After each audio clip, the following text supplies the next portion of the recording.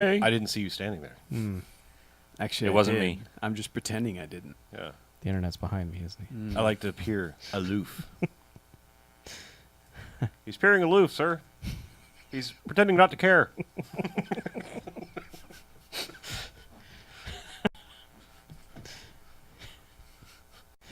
I prefer to actually be aloof. No. Should be a I don't like to sponge. pretend to be aloof. Feigned aloofness is always the best. I get it, Chuck. Yep. Aloof. Aloof.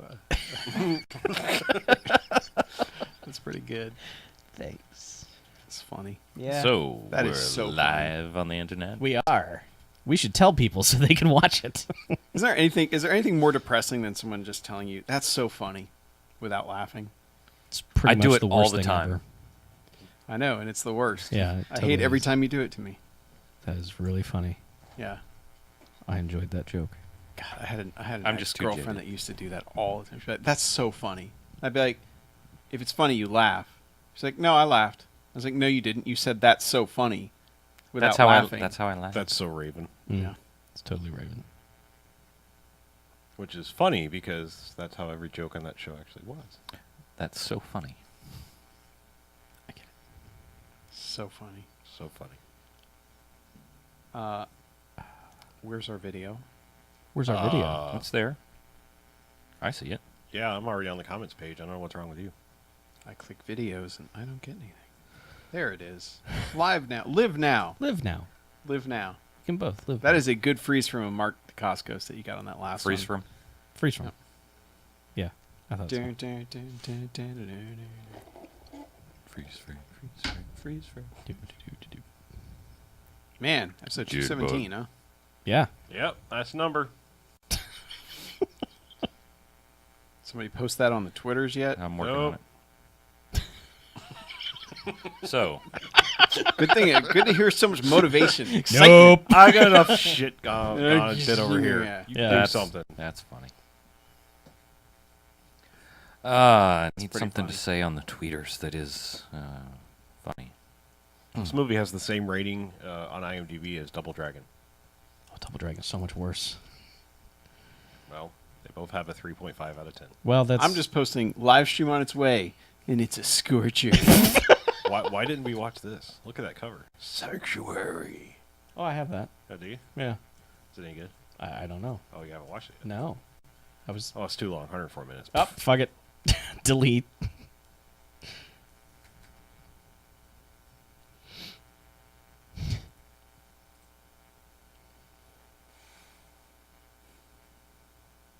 Delete. What's this only the strong Delete. bullshit? Let's never watch that. No. No. Whoa, why am I logged in as BMFcast? Why are you? Get out of there. I am. I don't want to. I am. Hey, get the hell out of there. Yeah, man. Get the hell out of there. I can log in as Walt. How about that? Oh, log in as Walt. Nah. I'm just gonna remove him. Wait, he From was life. in that? Mark Dacascos was in Brotherhood of the Wolf? Yeah. I had no idea. He totally was. That was him. I have that movie. 'Kay. We can watch that. Except it's kind of good. Yeah. Doesn't really qualify Ooh, for Cradle to the Grave. what we do. How about that? He's in Cradle of the Grave. Yeah.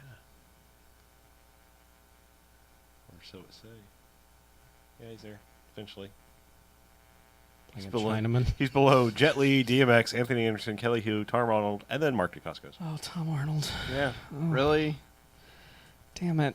I was I don't was like the almost sound of that. excited. Ugh. What?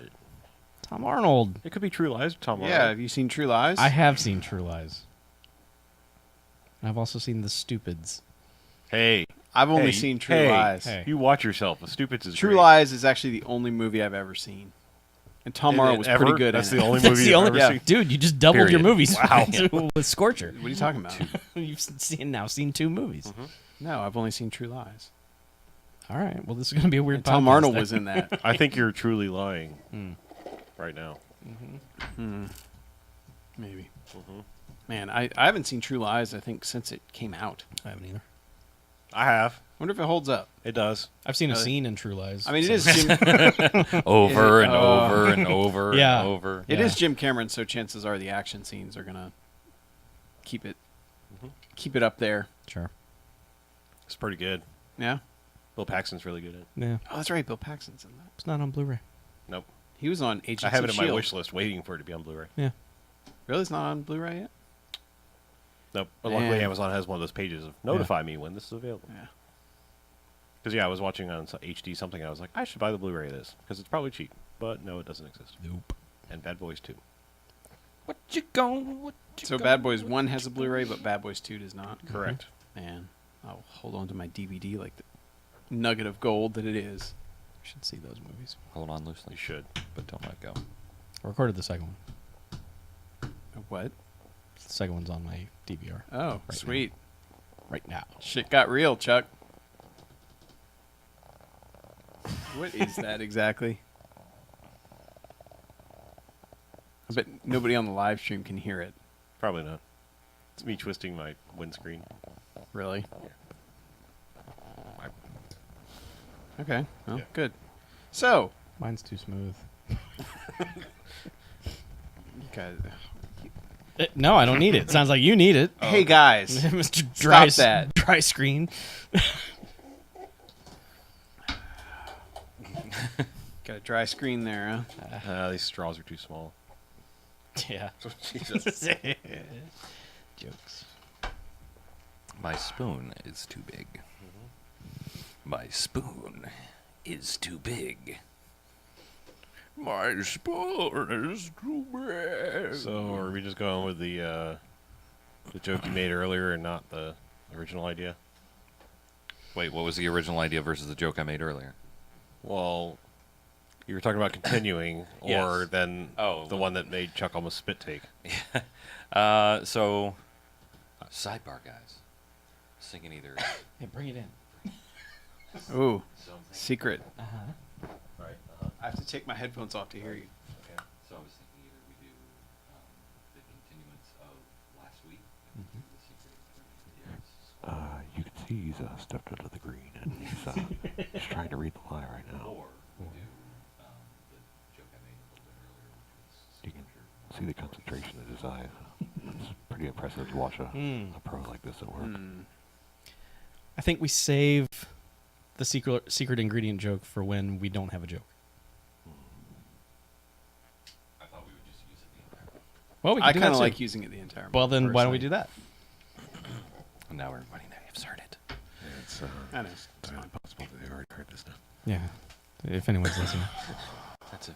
Hey, if you heard us Hey. give away the joke, why don't you say something in the comments? Why don't you just say the joke?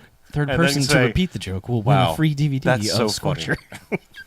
That is so funny. That is so funny. It's so funny. So That's so. I am laughing so hard at that. Ha! I think it's hysterical. I'm enjoying it. Were I capable of human emotion, I would laugh. I would express my jocularity with a chuckle. Jocularity. What the hell's that supposed to mean? He's going to laugh, sir.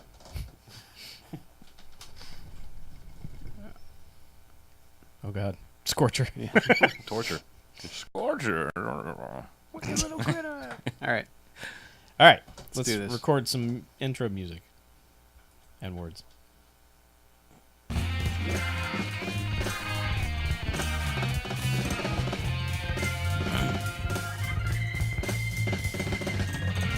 This week on the BMFcast, it's the second week of March to Cascos, and the secret ingredient is... squabbling!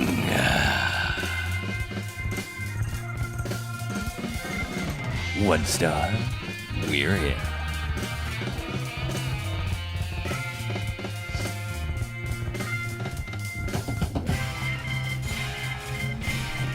Hey, welcome to BMFcast. Hey! Hey, right. How's everyone doing out Hey. there? All right. Let's talk about movies. Squibbly, squabbly. Squibble-doo. Squibbly, squabbly, squibbly. Totally. Gonna talk about True Lies. Let's talk about True Lies. All right. Hey, All right. All right. Welcome to Mark True Lies from that. Cast. Hey, guys. Every week we talk about a scene from True Lies. True Lies. How about that one with Tom Arnold? Tom Arnold. In True Lie. Like they were shooting at him, and he was behind a pole. And the Wow. only thing he was concerned about is if they shot his crotch or not. pole. That Tom Arnold. That Tom Arnold. Ha! He's behind a pole, thinking about his pole. Am I right, man? Yes. Auga. We are dumb. So dumb. Let's make a podcast. Sure. All right. Why not? No time like the present. That's right. Make someone make a I clap every Time is a present. vibration with your hands coming together with force.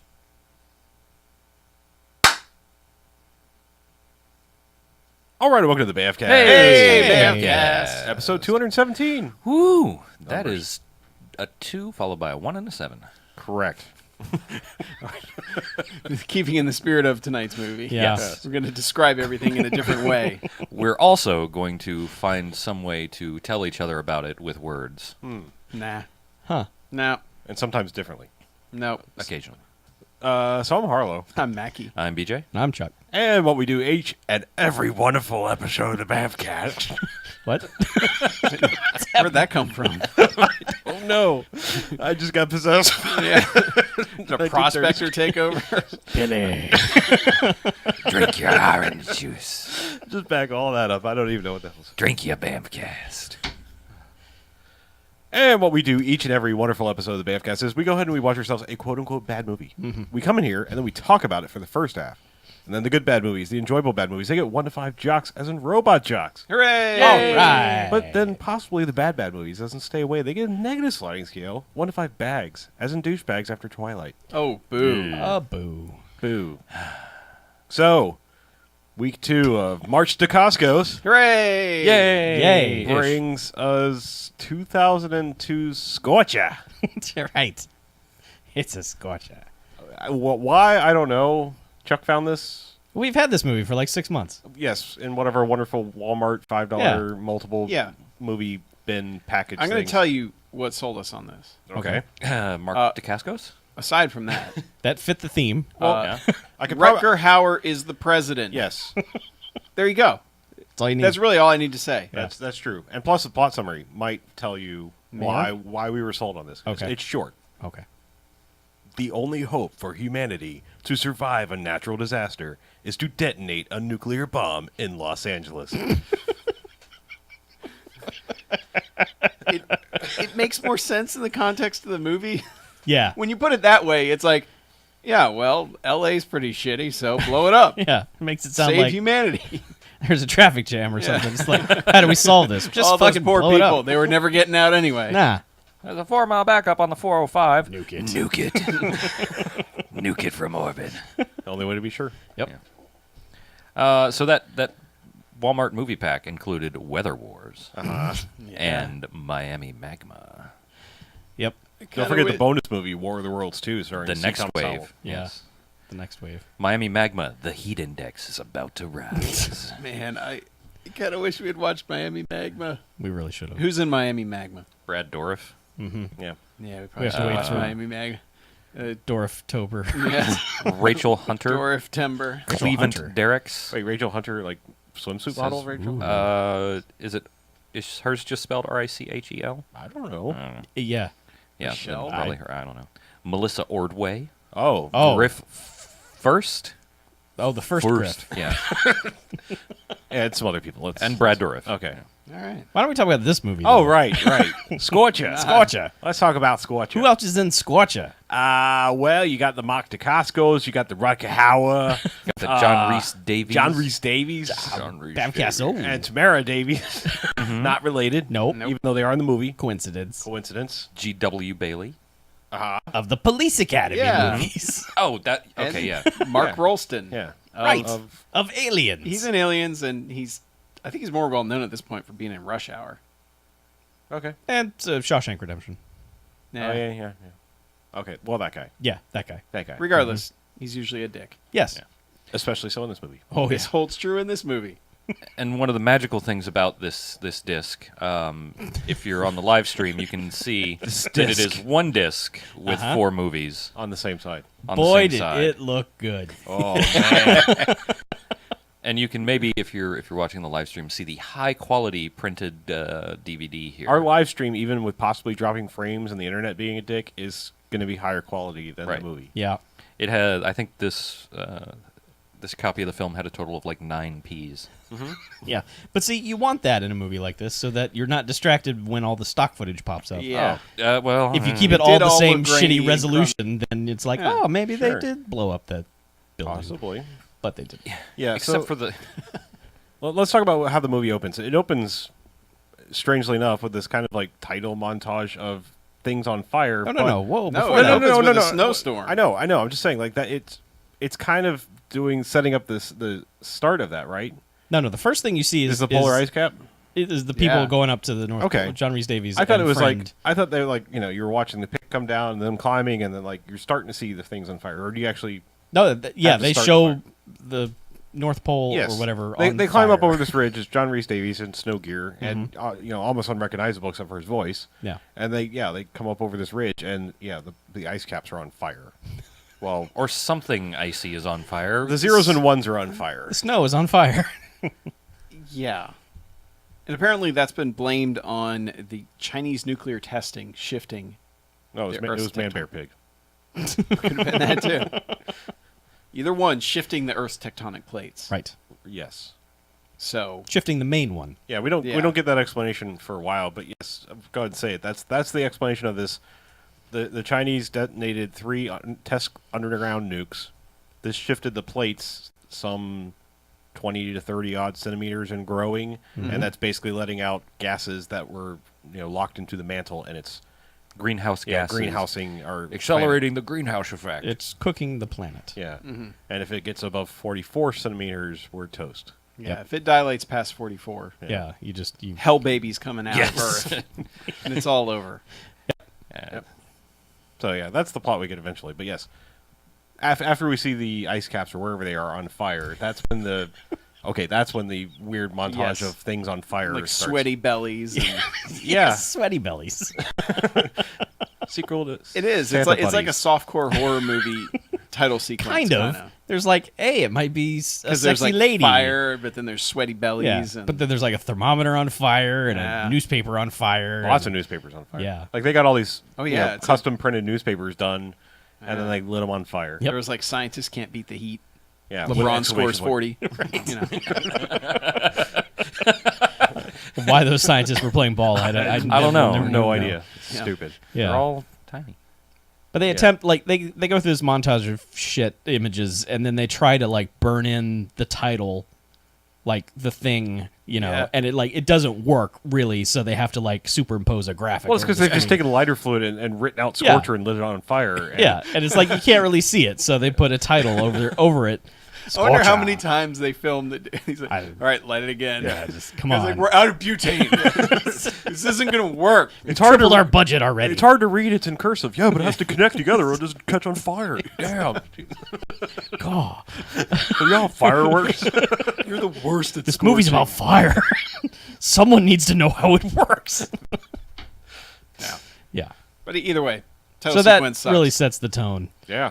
I mean, North Pole's Yeah. on fire or whatever. Well, it explodes from the Scorcher, the poor Scorcher Yeah. thing, into volcano exploding with stock footage from Dante's Peak. Yep. A Yep. lot of it.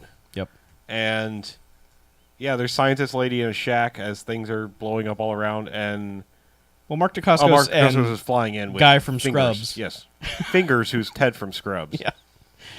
And they're just flying in and they're just having sort of generic, like, get to know you Wait, chat for the I audience. gotta look that up. He's the accountant / attorney guy, Is he? whatever. Yeah. From Scrubs. That's kind of where Ted from accounting came from.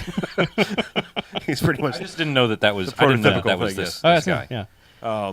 But yes, he's Fingers, the crazy pilot who's He's Murdoch, basically. he's Murdoch. But like the first scene, like before I knew it was Ted from Scrubs, I thought it was like, you couldn't hire Don Knotts, so you got this guy because like the first scene he's like, well, I can take you over here, Andy, but we gotta land. He keeps saying, like, land me over there. And then they cut to, like, stock footage of a volcano exploding. And he's like, nah, I can't put you over there. So, yeah, but they're More just stock having footage just of the chit-chat back and forth. Yeah. It's like, I'm a colonel and blah, blah, blah. And Yeah, look, I'm a smart ass. Yeah. Haha, jokes. Yeah, this first 10 minutes is very, like, after the title sequence, is very just trying so hard to be edgy and clever with everyone. Yeah. And none of it works. Like, it's all just eye-rollingly... I can't even articulate it. It made me really angry. It turned me off from this movie immediately. There's so much quick cutting, and they don't allow any of the dialogue to actually linger for a second for someone to react to it naturally. And before they even go back to someone else talking, they cut to stock footage and then back to the not stock footage. So it's all very abrupt. Every transition throughout this entire conversation is abrupt. Yeah. And so it's just like, just hit your marks. Go. And throughout the movie, we get a lot of insert shots to, because I think they don't trust the storytelling of the scenes. So it's like, why. cut to this and show this just so we know. Yeah. But it's kind of like, yeah, you just cut to stock footage again, and it doesn't look good. But it really hits its apex when he gets to the shack where she's just trying to shut down computers. Well, she's like, I told them. They wouldn't listen. I told them. And there's like lava pouring past. There's literally lava pouring past the shack outside. Fiery rocks hitting the roof, and she's like, "I just got to get the date off," and she's on the phone somehow. Yeah, and he's like, "I'm here to take you in. I'm here to rescue you." And she's like, "I don't need rescuing. I'll leave when I'm ready." Like shit's exploding. And then all around her. and then like as soon as something starts falling down and the building starts melting, he kind of like leans back against the wall and crosses his arms. He's like, "You ready to go now?" It's like, fuck all of you. Just go to hell, all of you. Wow. This was not making me as angry. I wasn't that angry. No. It's a pet peeve. I hate when movies are trying that hard. Yeah. Okay. And nobody and you can just tell the actors don't care about selling it either, and that bugs me. Like either commit or don't, but they don't. No. And it's a bad choice. Yeah. If you're gonna do that sort of shit, commit to it. Well, I mean, but they don't. I hate to say it, but I don't hate to say it. You need a guy who makes these kinds of movies on a regular basis. You need your Fred Olen Ray. You need your Jim Wynorski in there who can direct actors well enough and still merge in all of that stock footage bullshit. Because they do that. Like those movies that those guys make, when they do that, those cheap, just spliced in stock footage movies, the acting is usually well directed. Like they're letting the dialogue play out and letting characters interact with each other. Generally work with the same people almost every time. True. So it's sort of like, hey, be that guy you usually are guy. Right, exactly. Yeah. You work with Anson Williams enough, you get to know what he's like. Yeah. But yeah, James Seal, the guy who made this, it's pretty much just not much there. Okay. Not much there that you would recognize at any point. It's a lot of just direct-to-video disaster type stuff. There's just a churn of these guys who are just like, what's the next project? And they just plug them in. It's not like these guys are like, man, I just got this script. Scorcher. Can't wait to make it. It's just, what am I doing today? Okay, let's go do and the that. guys It's like they next get, on the task list. Yeah, exactly. Scorcher. Yeah. Yeah, and the guys they get are like Rutger Hauer. He's like, well, I I don't have anything going on in March. Okay, well, you So- can be the president. March to cast. Yeah. Why is Rutger Hauer the president? And why does he have such bad hair? His hair is terrible. Oh, His hair reminded me of Gary Oldman in Fifth Element. Because he's got it going up the side, but he's got the one long part that's coming off of the part to, to the other side. Moose that shit up. You're the fucking president of the run United a States. fucking brush through it. Come on. I know. You got people to do this. You're the president. Yeah, you've got What's wrong with you? You can get $400 haircuts. You don't have to have that stupid fucking mop. If you've ever seen Trailer Park Boys, he looks like fucking Bubbles from Trailer Park Boys. It's embarrassing for the fucking president. We are so offended by this movie. Yeah. Like everything. I'm not. It's the most bizarre. Yeah. Whatever. But anyway, yeah. He's Just getting the most mileage out of his hair Yeah. thing. So getting back to the actual plot. Sure, go ahead. He gets it. He's like, "You ready to go?" And so they get in the Jeep, and the whole time, he's just like, "Yeah, it's crazy out here, isn't it?" There's like ashes all over the side. She's like, "What's wrong with you? We're gonna die." He's like, how come they didn't make a carpool lane for situations like this? Yeah. Driving through the shitty village where people are dying left and right. I like their flippancy about this. I actually really like this. Where he's just like, yeah, same shit every day. Well, and doesn't she say like, "Aren't we gonna help all these other people?" He's like, "Nah, Nah. nah." Well, because They don't speak English. They're not They can really go to there. They're in the stock footage. They don't I know. exist. He had to Well, say something. She's But like, but they're not on my acknowledged. watch, and she's like, starts to open up the door, and he's like, grabs her back, and she's like, yeah, well, and then, like, he grabs her back in again, and then goes, punch, and just knocks her out. Punches her out. Yeah, which the best part is it's never acknowledged. Nope. Never does she ever say, "Hey, you hit me." They even had a good time for a joke there. Like all the moments that they joke about in this movie, she goes like, "You didn't make the best first impression." Yeah. And then she should have Yeah. said, well, "I certainly made a pretty deep one," or I don't know, something. Yeah, There's just, some you know. kind of joke there. There's an impression of my fist on your forehead or something. Impression of my class ring. I mean, I've got your Citadel ring on my face. That's the impression. yeah. I think you got your West Point across. There it is. Zing. Anyway, Yeah. So they he was taking her to go meet the president because the president needs to be briefed Yeah. in this giant airport hangar where they've set up They a used desk. a lot of giant airport hangars in this movie. There's like a table and a desk and a control panel, and that's about it. And it takes forever to walk over to Commandant it. Lassard. Or- Nope. No. No. Yeah, I always make that mistake. he's the other one. I don't Yeah, know. the other The one. Mahoney guy. Yeah. But of course, the president's introduced to her, and then he knows Mark Dacascos because apparently Mark Dacascos hit on the first lady at some point. Because The why president not? has never forgotten it. And they're all super good natured about Well, it. because the first thing is like, "Hey, Mr. President, how's Mrs. President?" She's like, "She's fine. She's in Europe with a security detail where you can't hit on her. Good day, sir." And she's like, "Did you hit on the first lady?" And he's like, "She was hot." I was young and she was hot. Yeah. It's like, wow, you're a dick. You're just a dick. But then also in the room is John Rhys Davies, who is Mr. Super Scientist, who knows hot shit about all this stuff, Hot shit. and also happens to be her father. Yeah. As is quickly revealed.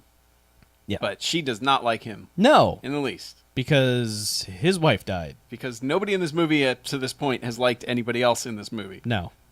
Everyone must butt heads. It just the issue that's going on here is not important.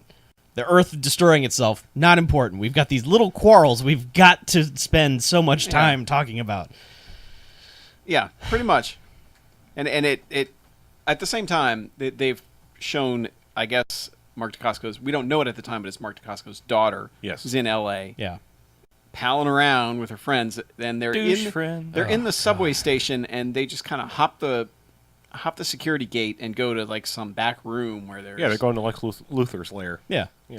Yeah. another giant hangar type room. And But they're it's just like, what is this place? yeah, but they're like, oh, look at this. There's a hole here. And it's 500 meters deep. watch me drop this quarter. Yeah. We We're rebels. Keep this in mind for later. right. Go on. There's a grate, like grate like what? Like a it's chicken very great, wire yeah, over it. A great hole. Yes. No, there's like not that kind of great. like chicken wire, but the stuff that's square and like a tight mesh grate over it, and he just flips a quarter or what it looks like a large coin. Sure. But just flips it down there. Yep. It's a loony. Could be Yeah. hucking loonies at the center of the earth or whatever. Take that. Nice dance, Looney. Shake it, baby. But he just flips it down there like Yeah. it doesn't. Hey, that's the Yeah. least Great. of this He movie's goes, yeah. problems. He made a wish not Yeah. to die in an earthquake. But she also, while they were hanging out, Like- she pulls out her super special messaging device. Yeah. And she's like, I send a message to my dad anywhere in the world. They're like, that's awesome. She's like, yeah, satellites and stuff.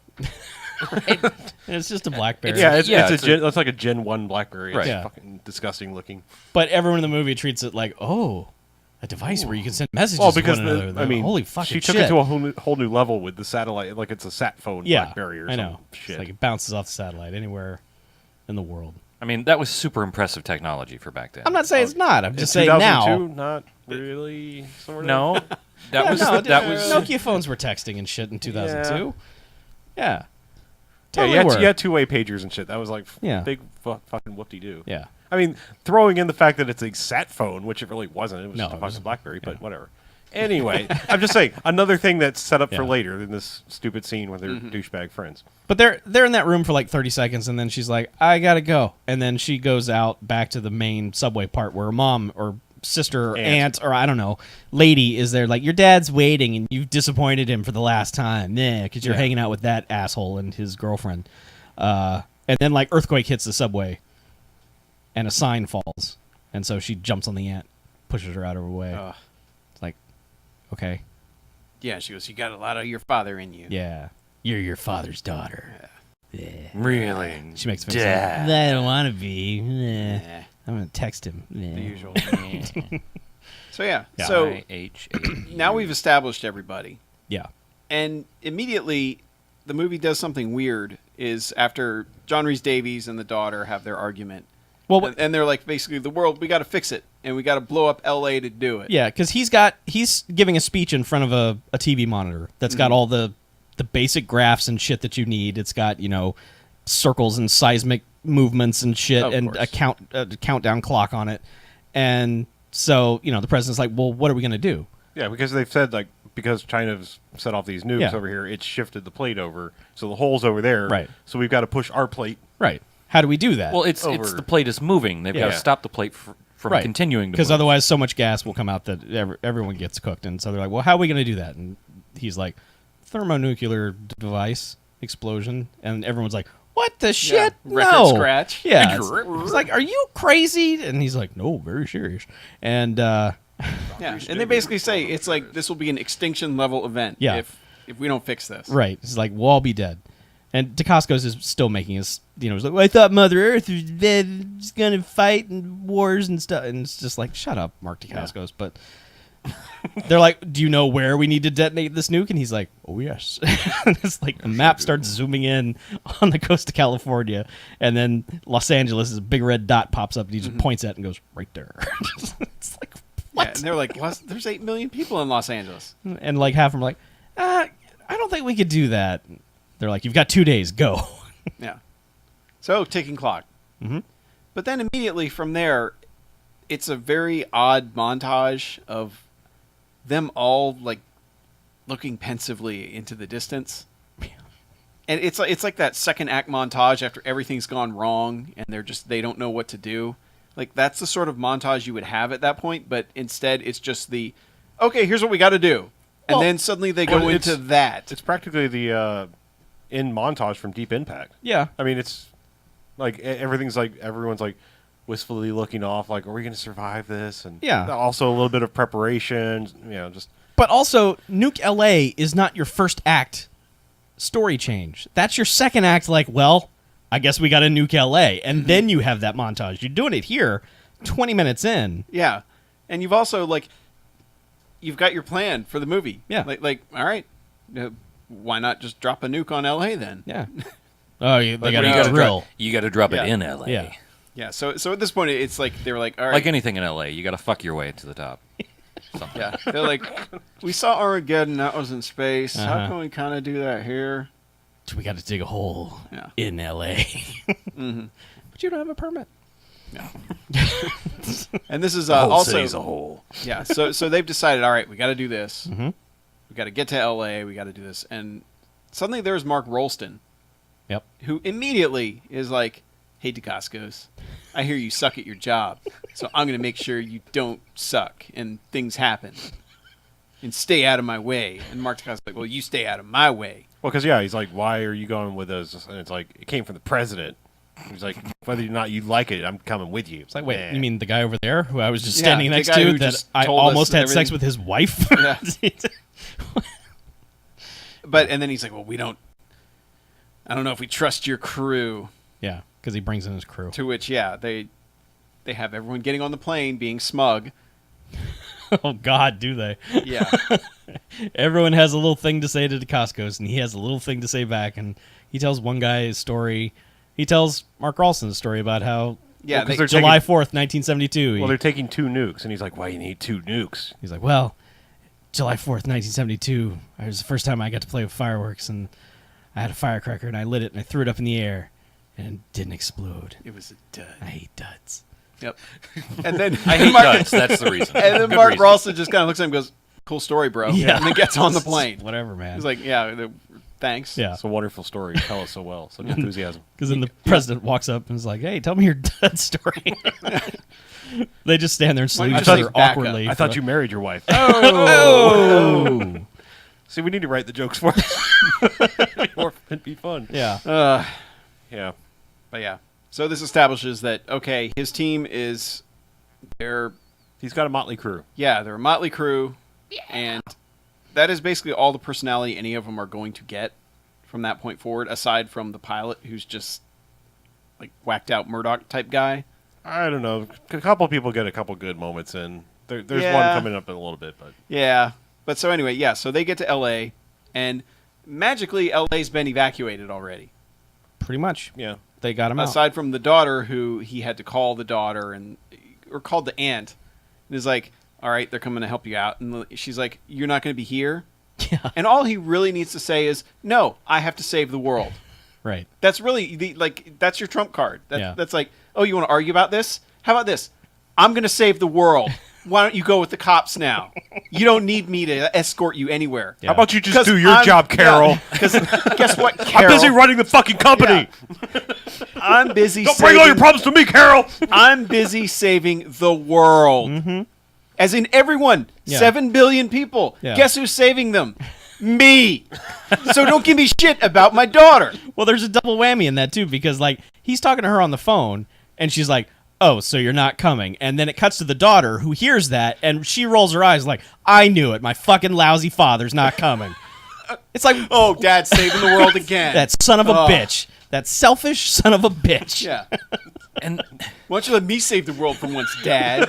that shit happens in almost every one of these disaster movies. Like, You're not paying attention to me. You never pay attention to me. It You're happens never home." twice, and there's two sets of characters in this movie that it happens to. It's like if it wasn't annoying once, you've got two of them in the same room the entire time squabbling, and the end of every argument is Squabbling! This isn't what's important right now. That's the end of every argument they have. Yeah, but either way, she yells at him for not, and then he's like, "You better go. The cops are there. You gotta get out of L.A. So go." But he never drops that trump card on her. Like, No, and I'm also- not coming. And, Also, you know, she's like, "Why don't you tell your daughter yourself that you're not coming, or something Yeah. like that?" And then hangs up the phone. Yeah. as she's standing next Standing to the next to daughter, her. who she could hand the phone to and have him say that. Yeah. Also, she has magical, satellite Yeah. communication device thing. Yeah. Who she is texting other friends Sure. in the back of the car. But anyway, their car, they get stuck teenagers. in traffic. Huh. Yeah, in a Independence Day explosion happens, and basically the aunt tosses her into the trunk Yeah. of the car, and immediately plan. gets roasted. Oh yeah, Yeah. Kenny Rogers. Yeah, like yeah, Yeah, I mean, if you've seen Daylight, that's where this stock footage comes from of the tunnel blowing up. That's what happens here. yeah. So she's the only one who survives because she hopped in a trunk, Right. Trunk which stops somehow explosions. was unlocked. Yeah. It's got one of those emergency release just things pop the on the trunk. inside. Yeah, Get okay. in it. Either way. So yeah, the so quake she's shook it loose. she's pretty much alone in L.A. Oh no. And I do Escape I do from like LA. that as soon as going back to the phone call is he hangs up the phone and immediately Mark Ralston's there in his face. He's like, you know, you're not supposed to talk to anybody. Yeah. No, so this is highly confidential. You can't talk to anybody. He's like, He's like, I hope you're not giving away classified information. It's like the president just went on television and said we're going to nuke L.A. There's I nothing think I'm else allowed to be tell said. my family. You might want to get out of L.A. Yeah, I don't think that's confidential at this point. I think everyone Yeah. is getting out of L.A. LA Confidential. Yeah, he Right. just shows up to be a dick for no reason Oh. all the time. Just At least he's good I'm at surprised it. he didn't like criticize him for going over his minutes or something. Just like, Are you on a family plan? You should buy No. a prepaid plan. Then you'd only use the minutes you use. you know, Since the 2002, American those minutes. people are You've only paying- got 200 minutes a month. I bet you don't even have rollover. Do you? That was way before rollover. friends man. and family doesn't exist yet. Jerk. Mark Yeah. Jerkos. So yeah. Mark Jerk Cascos. So they all get to L.A. Yeah, real easy. and too. then they're like, all right, it's nuke time. Hey, everyone's gone. Let's, But let's they do land this. they land at LAX and then take like transport to where they're going, which is of course right off the LA River. LA Yeah. River. You know. hooray. Well, But- the lowest point in LA, of course. Okay, maybe I don't know. I don't know when they I went don't know. there. Whatever. They went down into a thing. So Sure, probably the valley. But anyway, but I was just saying, like, just keep that in mind because they're driving along in their van and they're having more bullshit moments in the back of the van and everything. Yep. And then they come to cars parked across the street and they're like, "What's this shit?" And there's Mm-hmm. two cop cars there, Well, I think the cop cars were escorting them, and Yeah. they just kind of stop and they're like, "What is this shit? All right, check it out." Yeah. And of course, it's an ambush. Right. Never explained why or who, but it's some guy in a ski mask. They're jackers. Some guy in a ski mask with automatic weapons and a very good plan. Yeah. This is like some Fallujah fucking jackers, not L.A. jackers. Oh no, Yeah. this guy was highly trained. This But was a- right before that happened, we get some character development for one guy Oh yeah. who whips out pictures of his 8 kids and is like, "Look at all the kids I got. Yeah, because I got another one on the Dacascos way." Yeah, because 7 Dacascos kids, has one on been the way. talking about his daughter. Yeah. He's like, "You think that's bad? You only got one. I got 8 whip." You know, it's like all the pictures fall out. As soon as he says it, you're like, "That fucker's dead." Yeah, he that is guy so dead. because this is his only character development. I don't even know what his name is. That dude is dead. He may as well have drawn a target directly on his forehead. Yeah. And I'm building my own boat so we can go sailing around Yeah. the Caribbean with my kids. first guy shot by this master plan of the one jacker on top of a parking garage, that guy. Immediately. Just 2 in the chest. For Yep. some reason, not wearing a vest either, or everyone else is wearing body armor Yep. except that guy. His kids were his only protection. Yeah. Right by his heart. Didn't work. Nope. Because he goes down. This is why Yeah. kids ruin everything. He is dead. Yeah. Yeah. But then the 2 cops die too, and they die in very Oh. very hilarious Yeah. emotion. Yeah. Yeah, they're falling over hoods of cars Yeah. and vibrating and Now, firefight happens. They eventually like covering fire, and he throws this little sausage bomb. yes, he does. There's no other way to describe it. It's a sausage. Yeah, Yeah, it's a Jimmy Dean sausage. yeah. He just throws it up Whatever. there. And yay, they killed the one hijacker there was up on the roof, which Yeah. dumb plan, by the way. If he's stealing cars, why is he? Yeah. Whatever. Anyway, the Think threat. about, what is this guy's motivation? I don't know. Tell me. Because He's gonna the jack their president has shit. gone on TV and said, yeah, if we don't nuke L.A., Mm-hmm. the world ends. People don't believe that. It was finally time to enact their Robin Hood fantasy, I Yeah. guess. Yeah. No, man, chemtrails and Yeah, all that. that's Like right. that's some bullshit. Fuck the that. president's a lizard man. I'm And stealing an army truck. Yeah, Yeah. but even then, if they said they're going to nuke someplace, I'd be Don't- like, don't you know be what? there. Maybe I want to just be elsewhere. Sure. Just in case. no, man, Well- nukes aren't real, man. It's a figment of the imagination that the government made to keep people down. Just like the moon landing. yeah, like Yeah. the moon landing and everything else. To be fair, all the crazy fuckers in L.A., we only see 2 people who didn't evacuate. That's true. Yes. It's Okay. we kept expecting Fair like point. gangs of people to be Sure. there because that would have made sense. Like all the because- normal people left and the warriors were left over. Yeah. Yeah. It's like there would be a gang. It was just Or- like, yeah. fuck that. We're going to run this city. And then Or a maybe- gang of just homeless dudes who Sure. Sure. we Yeah. can't walk out of L.A. Yeah. It'd Yeah. take too long. But no, Or a 2 gang people, of martial artists that Mark Dacascos Yeah. has to samurai. That his is way what through. we were hoping Yeah, for. pretty much. Anyway, but they've taken care of this threat. Nameless guy with 8 kids is dead on the ground, and that's when Mark Ralston comes up and he's like, walked right into an ambush. "Yeah, didn't well, I you? can't believe you walked right into an ambush. Yeah. How could you do that?" Good job. And then he Take just your turns friend around and down. walks away. And of course, they have a little moment or whatever. We're so sad for the guy we don't know his name. Yeah. Yeah, we they say move a on. prayer over him. Yes. Move on. Yeah. So the truck's busted, Yep. Yeah. and also the people in D.C. can't keep an eye on them, I guess, because that They- bomb disrupted Well, communications. they shot out the SATCOM Yeah. Okay. off the van, and when the sausage bomb went off, it messed up the thermals or whatever, so they Yeah. can't see it. Took out the That's why. thermals. White House doesn't have, like, satellites? No, man, this isn't 24. They Nope. don't have cool shit. No. They can't tap into every traffic cam. You and saw all what that they had. They had a parking garage and a desk and a table. stuff. Yeah. They didn't bring the good shit. No. So anyway, so somehow they find these 2 little, I don't know, ATV Deluxe golf golf cart cart things, yeah. I mean, golf course maintenance, equipment. Sure. I don't know what Yeah. it is, but they've got these. I don't know if they were in the back of the van. They were bringing them with them. Who knows? But they're riding along. And they've made it to the LA River, and of course, the people back in Washington, wherever they are, the president's people are like, "Oh, they're moving." What do you mean they're moving? Yeah. Their position's changing. They do this a lot in this movie. Like one guy will declare what's happening. Yeah. Because the first time it was like, they've stopped. What do you mean they stopped? They're not moving, They're not sir. moving, sir. What? Yeah, same thing happens when they start Reiterate moving. the movie. yeah. But so they see that they're Subtitle, moving. restate. But of course, like police academy guy. What did we ever figure out his name? Yeah, I had it up for a sec, actually. What his character's name was in Yeah, Police Academy? I told him Lieutenant whatever. Harris. Yeah. Harris. Harris. Okay. Yeah. So Lieutenant Harris is like, oh, that could be the bad guys. They could have the nukes. We just need to mobilize and kill them all. And, like immediately Yeah. discarding this plan or whatever. Yeah. So, and the president's like, excuse me, I work on facts.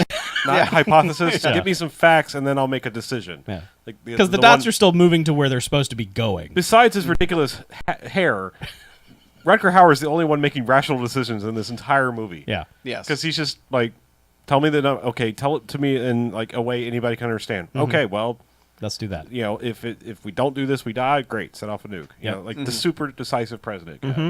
Yeah. But anyway, so they dispatch a couple of helicopters to go confirm that it's actually them in the LA River. So these two helicopters come in, like land right there, like look around, and they're like, yeah, they just went into a tunnel, sir. Why the fuck didn't they go on the choppers right to the place they were going? Yep. You have the full resources Of the government. Yeah. and backing and faith of the United States government.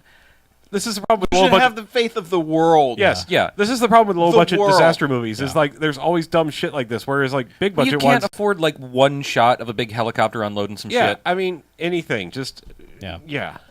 But I yeah, mean, the you can plan land. You should can land them all. Sell Rutger Hauer and get the You can sell land his hairpiece. and land get them all the in a little friggin- tiny helicopter and Yeah. then airdrop their equipment. Yeah, there you go. Some more stock footage of an airdrop. Yeah. Sure.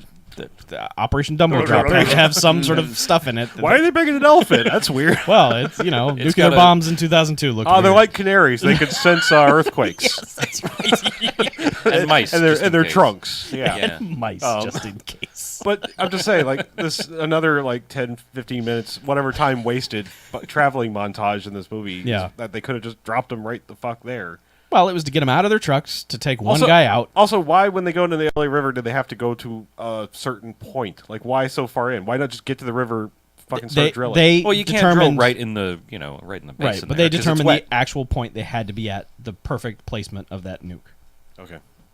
I don't, You'd think you would have It was like very a couple precise. miles of they probably fudge did, room, but this was like the only place they could go. sure. So Well, Yeah. my point being, like, big budget disaster Sure. movies, it's like, you know, unobtainium. Sure, yeah, we got that. Let's build Yeah. this fucking $14 billion thing to restart the Earth's core. Oh, Right. let's just launch all the shuttles into the asteroid. That's fine. Oh, really? It's only two, not all the shuttles. Come on. Yeah, but I'm just two at the same time, though. like, but they couldn't, you know, get more than six Peter. guys in a Yeah.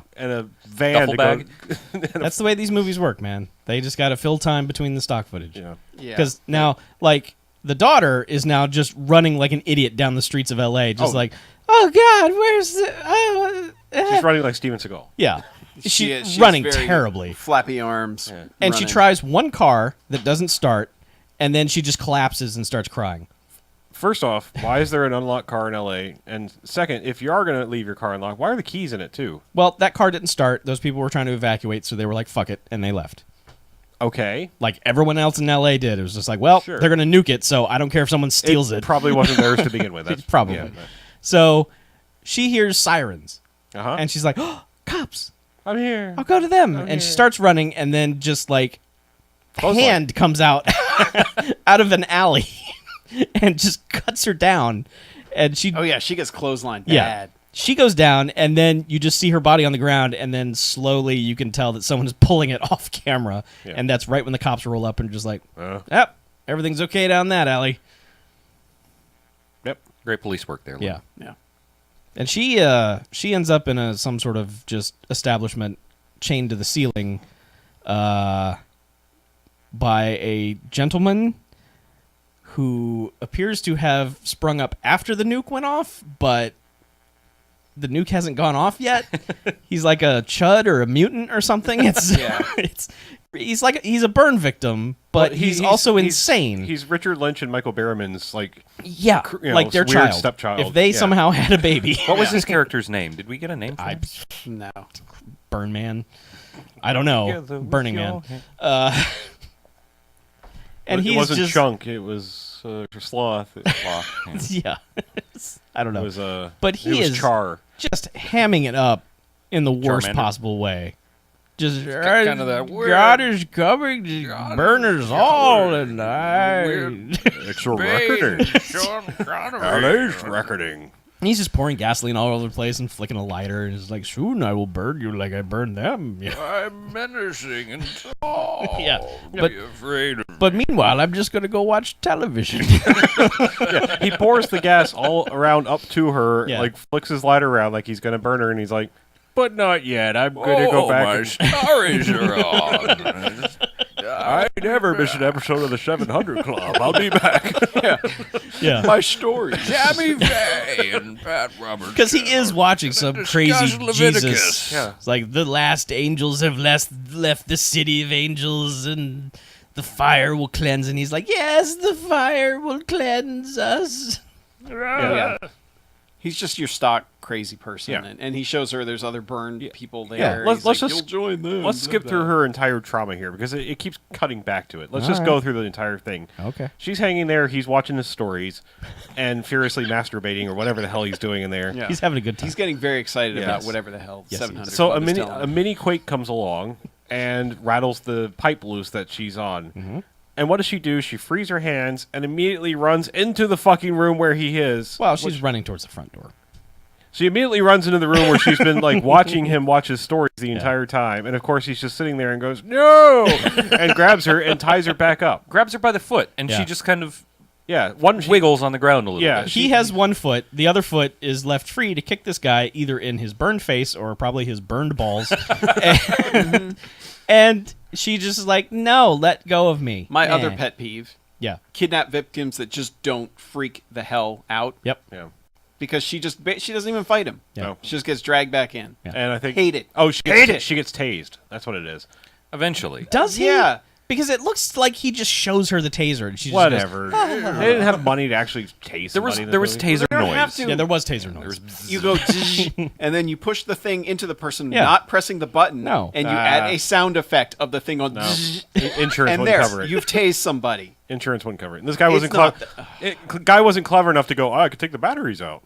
Yeah. And Yeah. then there's no risk to you, ma'am. Really. Anyway, but yes. So she gets tasered, air quotes, and tied back up. Right. So she Really, not he really. just kind of drapes a mangled hanger over her hand. Yes. Right. Okay. Be fair. And she's okay. like, eh. She's tied up, sort of. Yeah. And Mangled hangers, my one weakness. That's a good cover band for something if I was quick Yeah, enough to come over the something joke. that I'm not going to say because I- it's going I- to be way too offensive. yeah, I was going to say it probably would have taken care of the problem some years ago. Wow. Obviously. You went there. Yeah, I did. Okay. Anyway, so she's tied up, such as it is. Yeah. Yeah. Looks over, and whatever weird room she's in, there's a BlackBerry box there. There are several BlackBerry There's a boxes. shelf of them. There's a shelf. BlackBerry boxes. Yep. And so she kind of wiggles her way over to knock one down, scooches it over to her, and essentially opens it up and powers it on, all while he's still watching his stories or whatever. Yep. And so she now has a new way to text her dad. Yes. Because that's how they And- work. Out of the and box. So she's been kidnapped Satellite. for who knows how long. All of these things have happened to her, and her first message is, "I'm in LA, help me." Yeah. Daddy, help me. I'm in LA. Yeah.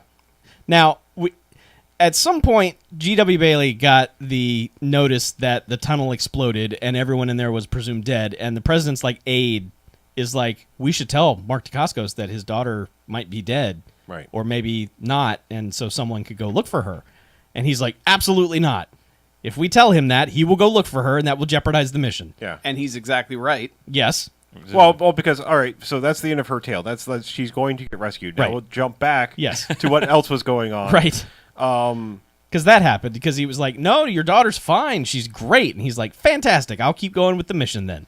Yeah, so they're drilling, and I guess I don't know if it's the drill or just another random earthquake. Drill, baby, drill. Well, they get But- the earthquake that fucks everything up. Yeah, I'm saying they have the same minor earthquake.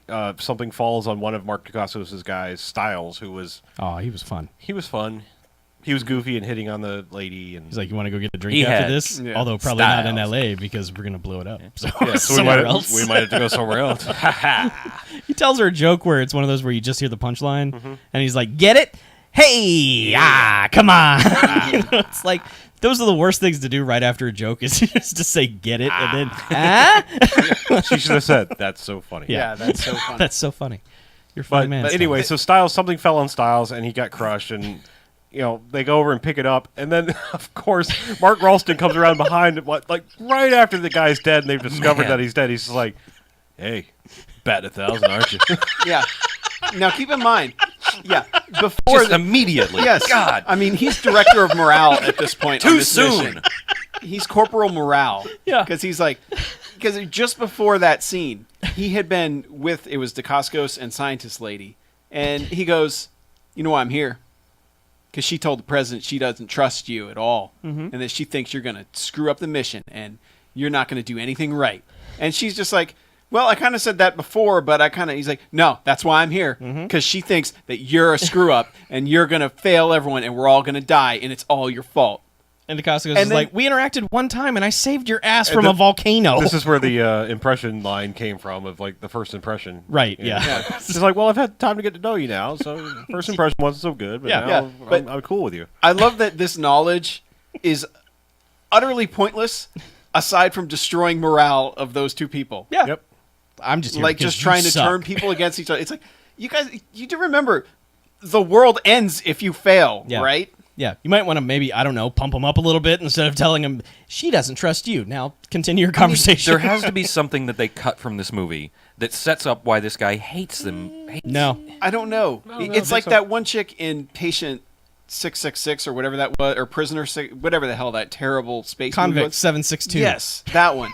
Where the one girl was just like so intent on messing everything up Yeah. that I was convinced she was the bad guy secretly. But no, she was just that stupid and terrible. That's what he's like, where it's like, I was convinced he was in some kind of doomsday cult or something that was like, no, the Earth has to end. Yeah. I have to stop it. Because there's no other explanation for what the hell this guy is doing. They just Aside wrote from- it as there needs to be conflict.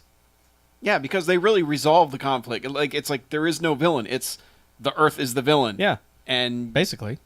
you got to do this mission. And they don't meet any real resistance aside from The thing is, though, is that crazy homeless the guy that Earth shot at him. is a pretty good villain because it continually keeps fucking things up. Yeah. All it has to do is throw a minor quake at them, and it throws everything out of whack. Because what happens is they have so many of those little quakes that she's doing research on what's happened since, and she's like, "Oh no, we have to set off 2 nukes." So Yeah, she's like, it's accelerating faster. yeah, so and- we're gonna have to set off 2 like 10 miles apart. Yeah, almost at the same time. And she tells her dad, and her dad's like, "Shut up." He does not want to hear any of it. Just go play with your dolls and let the scientists do the science. We know what we're talking about. I'll look at your data, but whatever. He is such a dick to her. And this continues the whole, like, you were never there for me, and you don't trust me in science, and I'm right. And he's like, no, you're not. Yeah. Get out of my face. And this is about when Mark Dacascos comes in and he's just like, is something up, guys? Anything wrong? And she's like, we have to set off 2 nukes. He's like, fuck yeah, let's go do that. Yeah, No, he's at first he's like, I have to call somebody. She's like, well, then call somebody. You Yeah. have super crazy photos. Yeah. He's like, all right. Yeah. Yeah. And he, of course, can't. Or he No. claims. No, he does. He calls. And Well, no, they're they like- call him. They Yeah, finally they get through to call him. him. Because he's been calling the whole time, like, I can't get anybody. Yeah. And finally they get a hold of him, and they're like, and he's Actually, like, I think they call Mark Ralston because, like, they might, because they hand him the phone, like, hey, your boss. yeah, because I don't know, something about, he's the, John Rhys Davies is in charge. We trust him implicitly. Yeah. Whatever he says goes. And that's like his last directive, which is vague. I mean, I'm just saying that's the last directive he gets before the rest of the entire movie. Right. Because, anyway, like, so Dacascos gets the page for the text from his daughter and is like loading up and getting ready to go rescue her. Yeah. Yeah, he gets this as he's talking to them.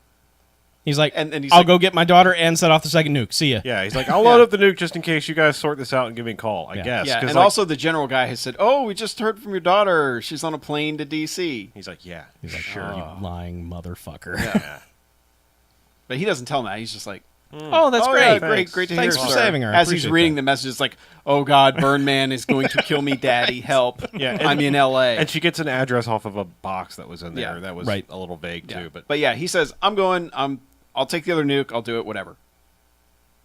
Well, actually, he's just going to go. Yeah. He's Yeah. not even going to take the other nuke. oh, that's He's like, right. I'm just going to She's get my loading daughter. up the nuke. She's like, Yeah. I'm going with you because we're Yeah. setting off this. And other Mark nuke. Ralston, of course, is like, "No, you're not." Yeah. Pulls a gun in his face, and we get the last time someone pulled a gun on me, they actually tried to use it. Yeah. We should point out that Mark Dacascos can't fight for shit in this movie. Nope. He- The one his- guy that probably can fight in this movie can't. in this movie. Utterly wasted in this movie. Yeah. His only weapon There is was sarcasm. no point in having him in this movie. Nope. But- it could have been me. One of his guys gets shot in the leg. We think he's dead because it's one of those like Ralston immediately like turns and shoots this guy who starts to make a move, and they're like, "Oh, that guy's dead." And then he gets up and has a gun on him, and he's like, "Yeah, you go save your daughter. Right. I got this." Yeah. And he does punch Mark Ralston once. Yeah. And Kind then- of, but not even. It's not even it's filmed like well. It's a stunt punch. Yeah. It's So anyway, so like he leaves them with holding Mark Ralston at gunpoint, like, Yeah. "Hey, we're going to go set off the nuke. Well, they tie and him rescue up. my daughter." Yes. And Yeah. immediately you just see shots of him trying to get out of being tied up. Yeah. Because he has become like the submarine in Crimson Tide, where he has gotten the broken order before they had to submerge. And even though all the facts say, no, that's not the case, we need to do this, he is going strictly on that order. He's like, the president's general told me to retrieve that nuke and not set it off under any circumstance. And even if both scientists tell me that that's what we got to do, can't do it. Yeah. I must stop that nuke at all costs. Yeah. It's really dumb. Basically. Yeah. So he ends up murdering everybody. Oh yeah. Well, I mean, he Yeah, he 'cause- killed the two guys that were left behind guarding him. Yeah. Like, Well, yeah. he killed one guy on camera. Well, the when other guy off camera. Dacascos is leaving, Yeah. basically the scientist lady steps in front of him and is like, "I'm coming with you. Yeah. Yeah. You're going somewhere else, and we need to take this nuke." She's like, "Trust me, we need to do this." Right. And he's like, "They said, your dad said just one." Yeah. And then, of course, John yeah, Rhys 'cause- Davies 'cause comes. I around was the corner. wrong. She was right, and we love each other. They have like a 5-minute like reunion Bonding scene session. where it's like, we have to go. Yeah. I have 2 tasks We are to on do 2 now. ticking clocks right now. Yeah, they have set the clock on the first nuke. Yes. They're like, come hell or That high water, and this like thing's going my off daughter, terrible danger, burning guy. If they spent as much time doing their fucking jobs in this movie as they spent like having a heart-to-heart or a squabble, Yeah. Yeah. now. They would have gotten a lot done. they probably would have had the holes drilled They before would LA have been was back, evacuated. Yeah, they would have been back in D.C. by the time the nuke went off. Yeah, Sure. exactly. Yeah. Having a cocktail on the South Lawn. Just like, But hey, yeah, so let's they- watch this on So CNN. they have like this 10-minute reunion. Oh, I'm sorry for everything. I love you. I'm gonna whatever. Yeah. So she hops on the cart, and then they go and basically Mark Dacascos rescues the daughter in like 2 seconds. just immediately Just- shows up. Unloads, empties the clip on the guy. Yeah. Or did he empty the magazine? magazine. He emptied the gun. Yeah. He fired all his bullets into this guy's He chest. did. He What put do all you those mean? bullets Kills into him. that man. And Oh, he propelled all of his ammunition and, towards the and I fellow. love that he's like, "Oh my God, you're safe." He saves the daughter. Thank God, you're safe. And then immediately the scientist chick is like, "We gotta go. We gotta get to it." He's like petting he's his like, Wait daughter. a minute. Wait a minute. I let you and Salah hug for like 20 minutes while my daughter was being threatened by this guy, and you won't give me 30 seconds with her. Yep. Sadly, that all happened in my head because he doesn't Yes. say anything. He's like, "All right, we gotta go." Yeah. Okay. Yeah. And then she's like, "Well, where are we going to find a place to put the nuke that's underground?" gonna And find of a course, the giant daughter's hole? like, "Oh wait, in Act 1, page 3, Billy and I found this really a big hole in the subway, so let's go there." And he's like, "Sure, daughter. You obviously know what's going on. You're adapted to everything. You know how to get out of situations. I'm going to trust you. Let's go there." Yeah. To be fair, I mean, They didn't have any other alternative. Yeah, they No. were kind of out of They options. didn't bring a drill. They, Nope. You know, They had Well, nothing. they They said no were- time to drill The anyway. guy said they did not have time to drill. No, of course They they did. did. No. Before it would They go. didn't even Absolutely have not. one. And so- these nukes have to go off simultaneously. Yes. Sure. Because it's not a cumulative effect. Why not? No, it is so not. they get to a subway station. Be 10 miles away. And yeah, they have to get far enough away. So they get to the subway station. They're like, "Oh, this isn't the right one. Let's take the train that's sitting here." Oh, Money how do you- train. Yeah, anyone know how to work this? Yes, you push forward. Yep. It's pretty Yeah. easy. Yeah. And- But meanwhile, Mark Ralston has killed everybody. Yeah. Sala comes back and is like, and he's like, "Hey, nuke's all set. Let's get out of here." And Sala's got, pulls the gun on him. He's like, "You killed everybody, didn't you?" He's like, No, they're fine. They're just sleeping. Yeah. They're wet. I wish he it's would a have wet said that. sleep. Yeah. They're resting. It's They're a sweaty. wet, bloody sleep, Yeah. but it's sleep. Don't worry. And this is where I thought I mean it like your- you mean it. They were bloody asleep. But this is where I thought your What do you theory mean was like going to I come mean into it? play because he's like, Racist. I was wrong. We do need to set off both nukes. And Mark Ralston's like, oh my God. Well, here, take this phone, and call the president and let him know that that's what we need to do. No, actually, I mean, take this knife. Yeah. And he's just like, nope, fuck it. I'm in Terminator mode now. I have to kill everyone. So Nobody tosses a phone. kills John Rhys Davies, which this movie can't even get its fucking cliches to work in its favor because John Rhys Davies for this whole movie is clearly dying of something. He's just always like leaned over, coughing up blood and shit. And so clearly he's going to have to go somewhere and be the one to push the button on the nuke to set it. He's going to have to go out like Bruce Willis in Armageddon. They don't even fucking do that. He just gets stabbed and that's the end of it. Yep. So why was he in the movie? That it's just At this point, I was like, is it like Armageddon? Like, instead of space dementia, this guy has LA dementia? LA dementia, yes. What is happening? he's gone batshit insane. He must stop everything that is going to save the world somehow. So That is No. La Demencia. I don't That's know Spanish how for he ended up at the dementia. subway. Dementia. yeah. We have no idea how he got to the subway to be in time to hop onto the back of the car. Which, No. man, he makes a stunt leap at that train, which he... No way would he have landed on that train. So but, poorly sold. Yeah. I don't think he even jumped before they cut. Like, Yeah, it was bad. But Yeah. they eventually get to where the hole is, and they're like, yep, that's a hole. Great, let's put this bomb in it. Mm-hmm. And Which the bomb is like big yellow torpedo thing that apparently he's been lugging this around In in a the duffel bag. it's behind. enormous duffel bag sized, yet it is light enough to be hoisted over your head easily. yeah. Well, he was running on adrenaline when we get to that point. But It's a duffel bag nuke. Yeah. yeah. So Ralston shows up while they're arming the nuke. It's just like, no, stop it. I'm under orders from the president. We can't. Just no. Yeah. He's And like, I have to take this nuke back. yeah, and so he just starts beating the fuck out of Mark DeCosco. Well, Mark DeCosco is the only one who has the code. right? Because he goes, well, screw you guys. I'm just going to call the president. Get it. And they're like, hey, No dumbass, we're like 500 feet under the earth. Mm-hmm. Good luck. And then, of course, so he tries the phone. It's doot, doot, Yeah. doot. He's like, Yeah, so he shoots DeCoscos in the arm. Oh, that's right. And then starts to beat up on him. yeah, Threatens the daughter. I'm going to shoot her if you don't. right. Like, look, that's how he started. He grabbed her first, went back to threatening DeCoscos, gets the daughter back, gun to the head, and that's when scientist lady bashes him over the head. Yep. Yeah. It Hits starts him with a to- pipe or something. Hits him with a pipe that makes a punch sound.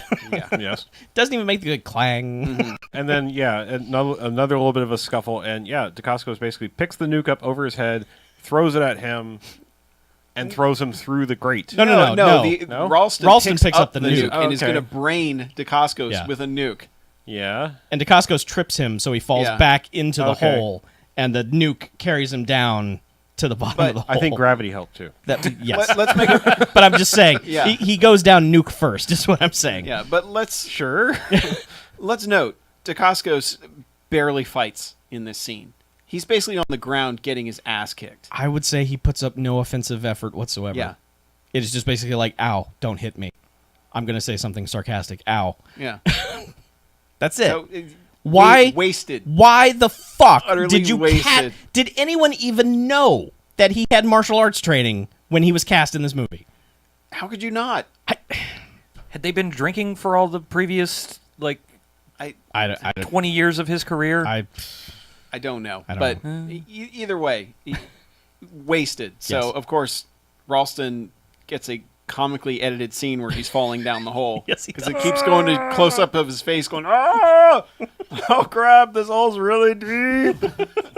and this theoretical... My impending death. It's I cold don't too. like this." The bad thing is, like, it's theoretically a 500-foot hole yeah. that this man is falling down. Yeah. And you can die from, like, 30 feet up. Mm-hmm. But you're falling down this ventilation shaft. Well, he lands on a nuke. Which it doesn't matter what the fuck he lands on. I know, He's but- going to die. He I could know. land in a mattress factory That's and what- be fucking dead. That's what I'm saying, though. He falls in this hole, nuke first. The nuke hits, doesn't go off, because nukes, obviously That's not how not they work. Pintos. They're built to last. You're last. So he lands on top of the nuke, still fine, because what happens is that they're like, well, let's get out of here, and they leave the subway, and crazy Murdoch Fingers guy has landed the plane on Right the outside. highway right outside in a terrible looking Oh, God. effect that is Yeah. just like, and he's just dancing around like, hey, they told me to come pick up, that guy, but it's you guys. Let's get on the plane. Yay. And they take off as you see the... Yeah, the president people decide to call. Yeah. They're like, well, we should probably check on him, see what's going on. So, like, yeah, he's kind of half alive at the bottom of the hole. Yeah. Like, enough to, like, go and look over the nuke for 3 seconds left.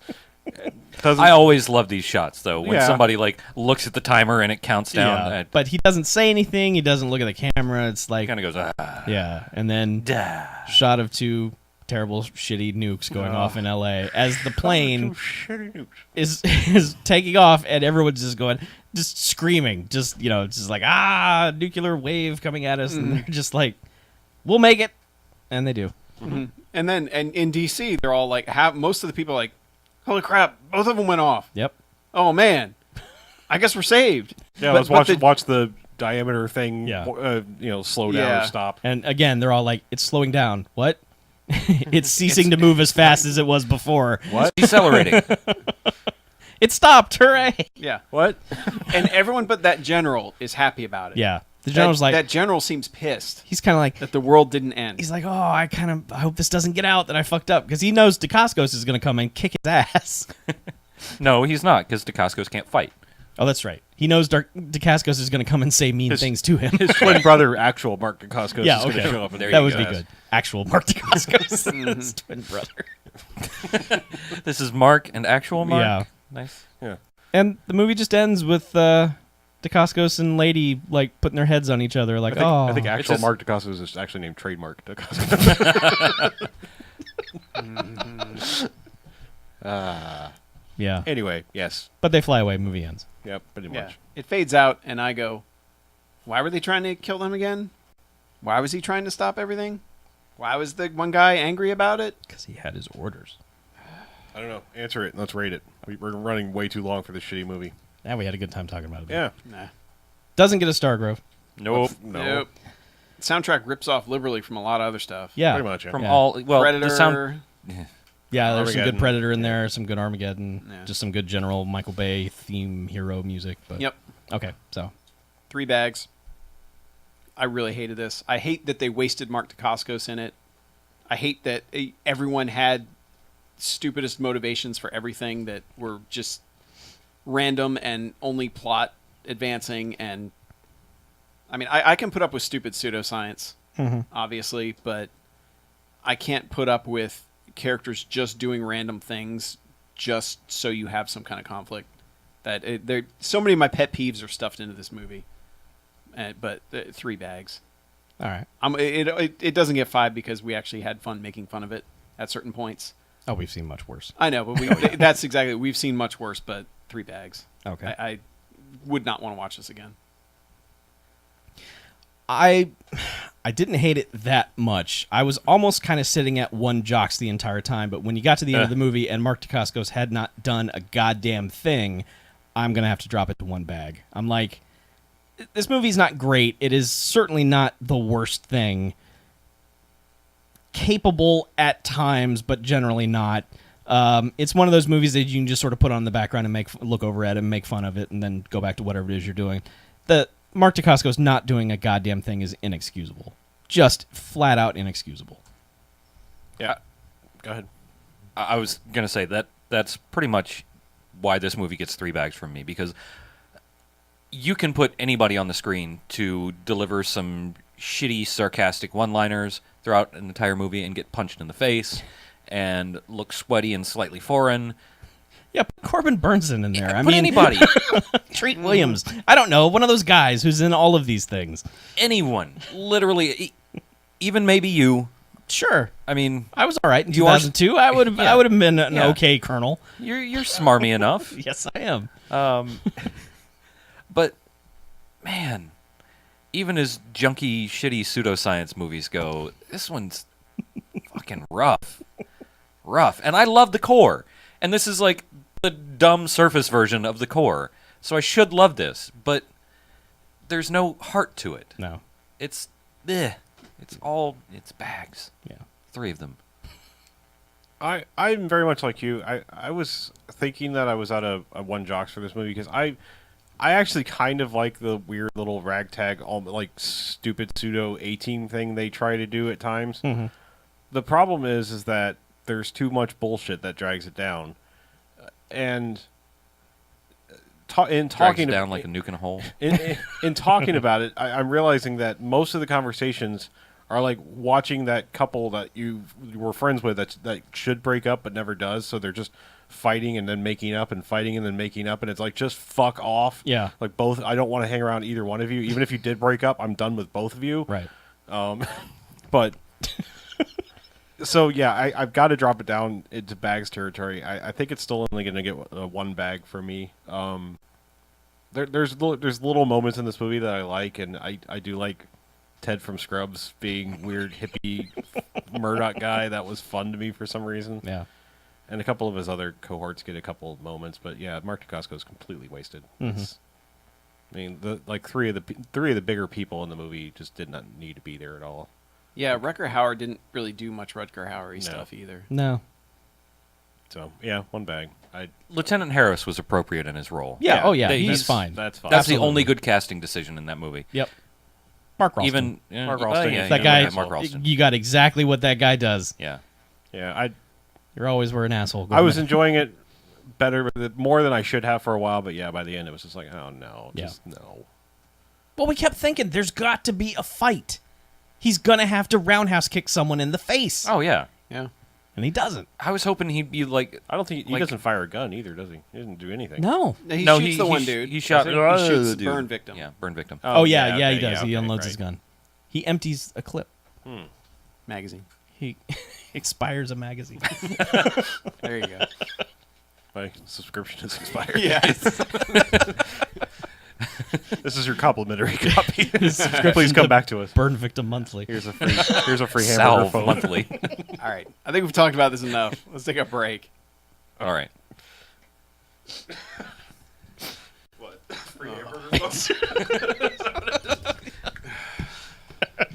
Ridiculous. Ridiculous. Renew your subscription now for a free San Francisco 49ers throw pillow and a 1996 Super Bowl championships a commemorative plaque. The DVD copy of Why Did It Happen? The Scientist versus. How'd it get burned? Story of that guy. Why don't you save these for the show? And you didn't even use. Hey, Live You stream didn't even exclusives. use Scorcher. More like torture. hey, Didn't even use that. we got to save some for the live stream folks. And for Yeah. Give them Twitter. a reason to turn it in. Yeah. Or tune in. Yeah. Turn it in. Turn it in. Strap on. For you, I will make that the alt text on the poster.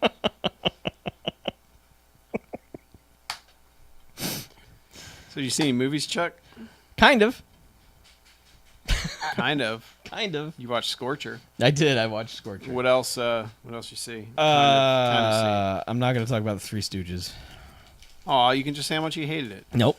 Why not? I don't want to. I don't want to revisit that. You don't want to give it credence. No. I will talk about the 4 minutes of Grown Ups 2 that I watched. Let's make sure that segment's less than 4 minutes. No, it will. I just want to mention that it's a brand new record for me. I've never I deleted saw that a movie scene in harder. the trailer. Yeah, I thought I did too, but I wasn't anticipating it to build like it does in the actual Yeah. movie, like to keep going. I just thought it was gonna be like a one-off. Like, oh, okay, well, Did you ever see Grown Ups 1? I did. I watched that whole goddamn thing. Is it as bad as I imagine it is? It's not good. Not good at all. Actually, I just imagined that it was really lazy. Yes, the comedy is very lazy. Kevin James falls down. Oh, David gee. Spade says something smarmy. Adam Sandler makes voices and goes down a water slide, and the movie's basically a vacation for him and his friends, and a bunch of people show up. And they got paid. Yeah, they And they did. made millions upon millions of Yep. dollars. And the second one came out, and I was like, I want to see the movie that everyone didn't go to see Pacific Rim to see instead. Yeah, that's disappointing. Yeah. So, all right. Well, I saw Lego Movie, so I'll talk about that. All right. I hear it's awesome. Pretty good. Pretty good. It's pretty good. All right.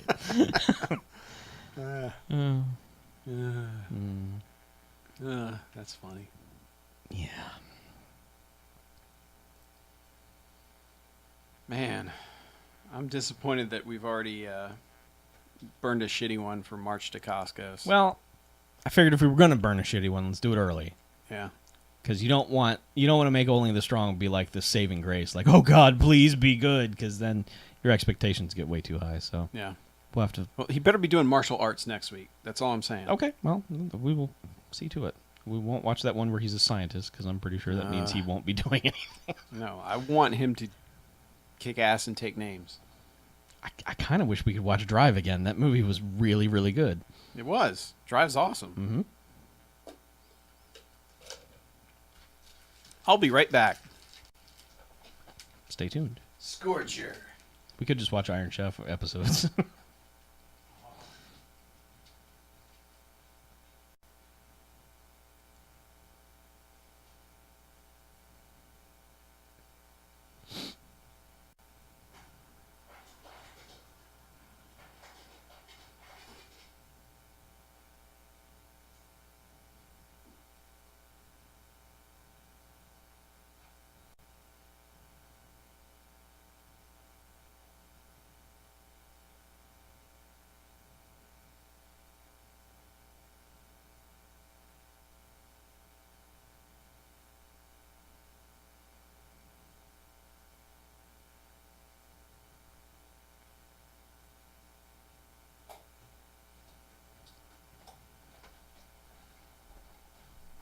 Quiet night on the old live stream.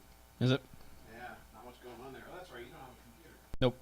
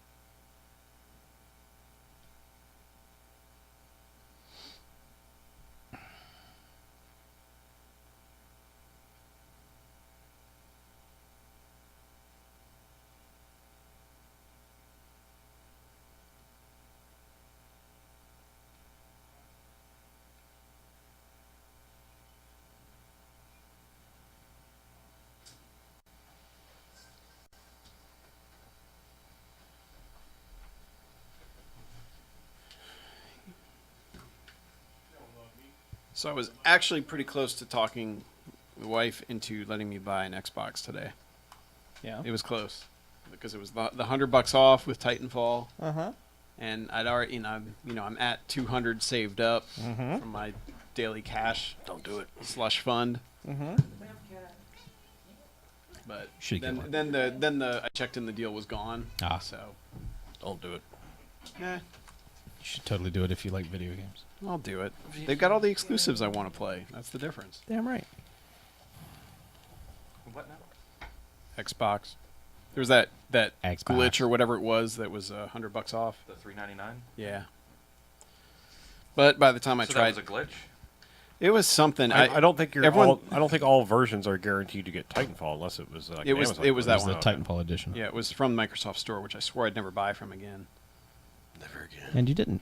The what? Yeah, and I didn't. The Microsoft Store, Oh. because it's a terrible train wreck of a horrible thing. Oh, like the Xbox. Sure. You guys. What? Oh, you're going to defend that interface and everything now? Okay. Yeah, All right. you know. It's a thing. Yeah, it's a thing.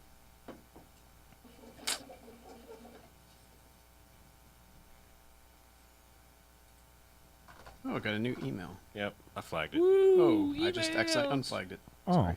someone should reflag it. I did. It's reflagged. Do you have a flag? No Do we flag, have no a country, can't have voicemail? one. No, we don't have any voicemails. Do we used them all up last week, didn't we? All used up. Let me go back to all the flag.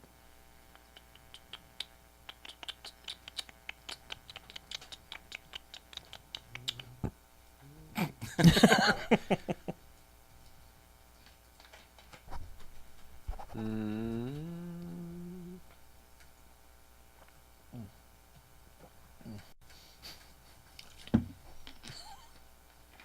Sorry. It's a phallus. Yeah, well, What's the 330 one? Have we played that one before? yeah, that's your eulogy. Was it? Yeah. Okay, so we just didn't unflag it. Yeah, I didn't unstar all. Well, the flags I don't care about. I do only because it helps me. Okay. So we got a new one from Scott. Yeah, it's just from now on when Did they come in just new, came I'm in. going to star them in the Google Voice proper. Actions. Add star. Unstar. How do I unstar? Google make do thing. You have to create a new account and then change that username. I have to link it to my Google Plus. Is that Yeah. what you're saying? Okay. Then you have to Oh, like no. 5 videos on Nope, YouTube. I have to unstar them one by one, apparently. Hmm. Cool. Awesome. Best. Sweet. You have no starred items. Star me, kitten. Okay. So we got one from Melvin, and then we got that one. Okay. So we'll leave that. Yeah, 'cause as far as I know, the others aren't going to make the cut.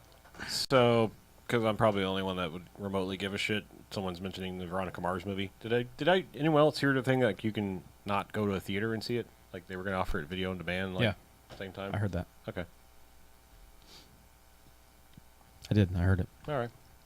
I've not heard good things about Need for Speed, No. though it does have a lot of practical car stunts. I was gonna say So I, that kind of so that kind of appeals to me, but it's got crazy Michael Keaton in it. That's all I need. and it sounds like it's based on Need for Speed: The Run, Yeah, I like that run. which is good. Yeah. But I don't know, man. It's also 2 hours and 10 minutes. Oh, really? Really? 2 hours. Really? I guess they didn't have a Need for Speed and make runtime, huh? Yeah. Right? Yeah. 210. Oh, I saw someone on Twitter comparing it to Torque, and as soon as I saw that, I was like, Ooh. "Fuck yes!" I am so there. Torque. yeah, now I'm back in. I'm way back in. Torque rules. Torque is pretty goddamn good. Is Torque out on Blu-ray? Yeah. Yes, it is. It's on Torque Gray. I need to get Torque. That's the only way to see it, because otherwise that CGI cartoon nightmare at the end is just a blurry mess. HD. Oh. Yeah. On Blu-ray, it's like the is end it of on- 2001. What's wrong with you? Is Torque on streaming anywhere? I don't want to have to wait for a Blu-ray. I want to watch Torque right now. We have a show to do. No, Torque. Dude. Torque. Okay, fine. Motorcycle fight. Movie results for Torque. Torque. Torque. Torque. Torque. Mesmerized by your smart water bottle. I know, I right? don't know why. It's so big. Yeah, it's It only is. on digital rental. Boo. $1.99 on YouTube, Vudu, and Google Play. I would never pay YouTube any money to watch a movie. Yeah, Yeah. that's what I've never actually even attempted that. You should try Voodoo because that you can do Voodoo. 1080p streams on there. Yep. Yeah. Of course, Voodoo's it's pretty good. an extra $1 there, Yeah. $2.99. Eh. Oh, well, well. it'd actually be more for the HD stream, I'm sure. I'll pick up that Blu-ray. Yes, the Pass it Blu-ray is around. probably about the same price. Yeah. Blu-ray is $9.96. That's worth on Amazon. I would wait a day or two. Assuming you still have Prime. Oh, Oh, yeah. right. Who has movies? I saw Lego Movie. I saw a movie, not new at all. It's one of those. It's actually a follow-up to the "How have you never seen this movie?" movies. Mm-hmm. I watched 4 minutes of a movie that I'm going to talk about. All right, sweet. Sounds good. All I right. watched a John Waters movie. Sweet. Wow. I don't know if it needs talking about. Crybaby? Uh, It's a mess. Yeah. It's kind of a fun mess, but I don't That's know. a lot of John Waters movies yeah. Yeah. Fun mess. where it's kind of like, I wanted to do this thing, but I don't Yeah. know if I have a plot to go with it. Yeah. But I want to do this thing, so I'm going to do it. I want to do Grease, but make it really fucked up. Yeah. kind of. Okay. That's really all I have to say about it, so I think we're done here. Okay. right. Live stream exclusive review Dun, dun, dun. All right. All right, let's do this. podcast.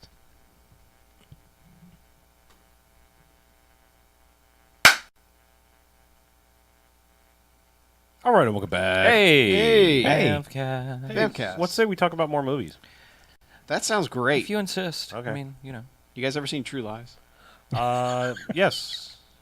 Yeah. Maybe. Yeah. I remember that being pretty good. That's pretty good. Yeah. I need to watch it again. Okay. Stars Not out on Tom Blu-ray, though, is Arnold. it? No. Not on Man, Blu-ray. I need Tom Arnold in 1080p. Don't we all? No, actually, we Okay. don't need it.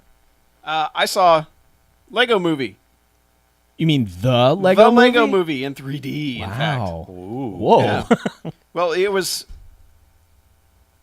our choices that night. Mhm. My wife really wants to see Jon Snow versus the volcano, or I love that you keep calling it. or 300 Part 2. Yes. And it ended up the 150. times didn't work, but Lego Movie was there, and we're like, should we just see Lego Movie? I'm like, I don't know anybody that doesn't like Lego Movie. So we're like, all right, we're going to see Lego Movie. That movie's really good. That movie also commits to its style in a way that really surprised me. Mhm. Because, like, I remember when I originally played, like, the Lego video games, I was disappointed that not everything in the world was made of Lego bricks. Like, it's basically, you got Lego figures, but they're running around on, like, sand and Yeah. water and all that. This movie is committed straight up to looking like a stop motion Lego animation movie. Like even when explosions happen, the explosions are done in clear red and orange Lego pieces that move Oh, nice. and simulate fire and everything. Cool. And they've also changed the frame rate of the movie, so it's not like a smooth motion all the time. It looks like it's like at 10 or 15 frames a second, something where you see discernible pauses and you don't get motion blur really. So and apparently it was entirely computer animated, which is mind-boggling to think about because of some of the crazy stuff that they have that happens in that movie. But that movie's super well written, like incredibly well written, and it's one of those like comedy nowadays. It's kind of disappointed me, and I know you've touched on this, Chuck, where so much of it becomes improv, and it's like hire funny people and then just pick whatever the goofiest thing they say is, and that's our joke. Yep. Whereas this is written like, okay, set up, punchline, and the jokes arise from, okay, we've put this character in this situation. Now what happens to him that would be funny? And they go from there. Like you can tell it's a very tightly scripted movie, and it's more how the actors deliver the funny lines rather than just, oh, Great Odin's beard, I said something goofy. They don't resort to that, which I found really refreshing. Yeah. Like I found animated movies have a lot of the better comedy writing, and it's surprisingly innocent. Like it doesn't fall into that trap of, all right, let's sneak this one in for the parents and the kids won't get it. There really isn't any of that. Like it's very clean, but all the jokes are really funny in it as It's well. just good natured then. Yeah. Okay. Yeah, and it has a pretty good story arc, and they just got a bunch of really funny actors to at least deliver the lines the way they need to. And it was also by the guys who they made, I guess, Cloudy with a Chance of Meatballs, which I've never seen, but they were also the directors of 21 Jump Street, Oh, Okay. because Jonah Hill and Channing Tatum do show up as characters. of course they do. Of course. Though you wouldn't, like a lot of them, you just wouldn't recognize the people. I mean, obviously Morgan Freeman, you're going to recognize when he's speaking. Right. Yeah, We'll learn that. but there are This motherfucker. there are quite a few scenes that like, and Charlie Day is one of them too. Oh, good. Which Okay. yeah, anytime you put Charlie Day in your movie, I'm more interested in your movie. Yes.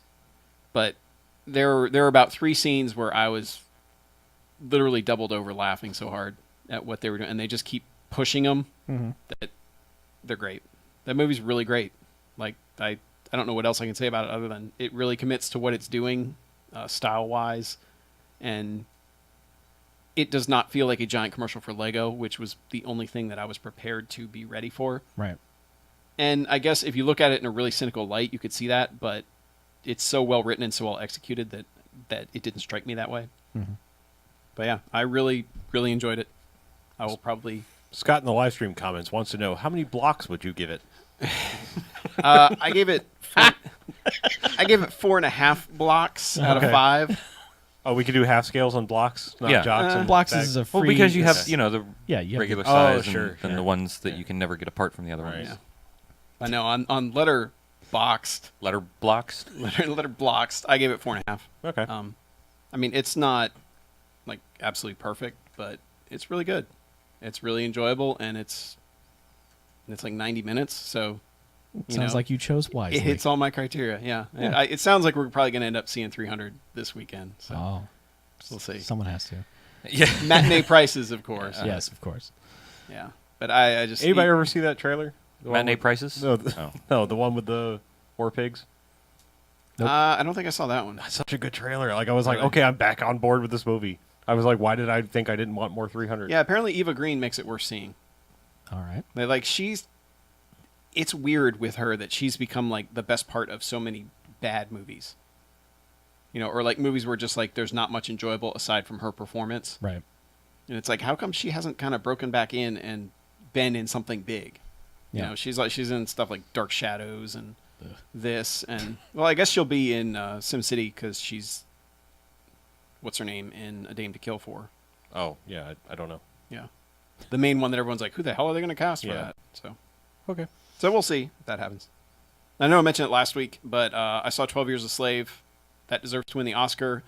The filmmaking is really good on that. Like as far as they use a lot of long takes to get better performances out of the actors and to really hammer home some of the really horrible, painful stuff that's happening.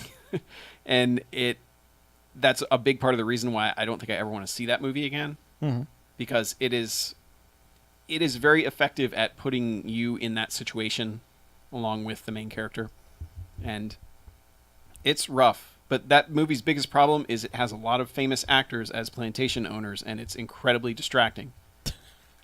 Because it's like, oh, there's Benedict Cumberbatch. And, you know, it's like, there's Michael Fassbender. You know, there's Paul Giamatti as a slave trader. You know, it's like... Well, that I can believe. Yeah. I mean, Oh, yeah, and that's the that's the catch-22 that you've got, is because these guys are really... Like, you will hire these guys because they're really phenomenal actors. Yeah. But the problem is, it's like, yeah, that's him. Yeah, that's him. And then when Brad Pitt shows up, he's kind of terrible. And that kind of throws everything off, because it's like, yeah, that's him, isn't it? You know, but... And that's... I guess maybe that's just a problem with me, is that seeing those recognizable faces yanks me out of that reality that they've crafted, because I can see that. they do a really phenomenal job of creating that world and really thrusting you into the hopelessness of that situation. And then it's like, famous actor. And it's just kind of, it's really jarring. Well, speaking of thrusting, did you ever watch his other movie, Shame? I have not seen Shame, no. Segues. I get it. Yeah. Good one. Yeah, you should. I mean, it's another movie. It's really good, but it's like, yeah, you're like, I don't think I ever need to see this movie again. Yeah. Does that one use a lot of long takes of stuff? Yeah. Yeah, it's really well made. It's just, again, it's like, when it's over, it's just like, oh, God. I just...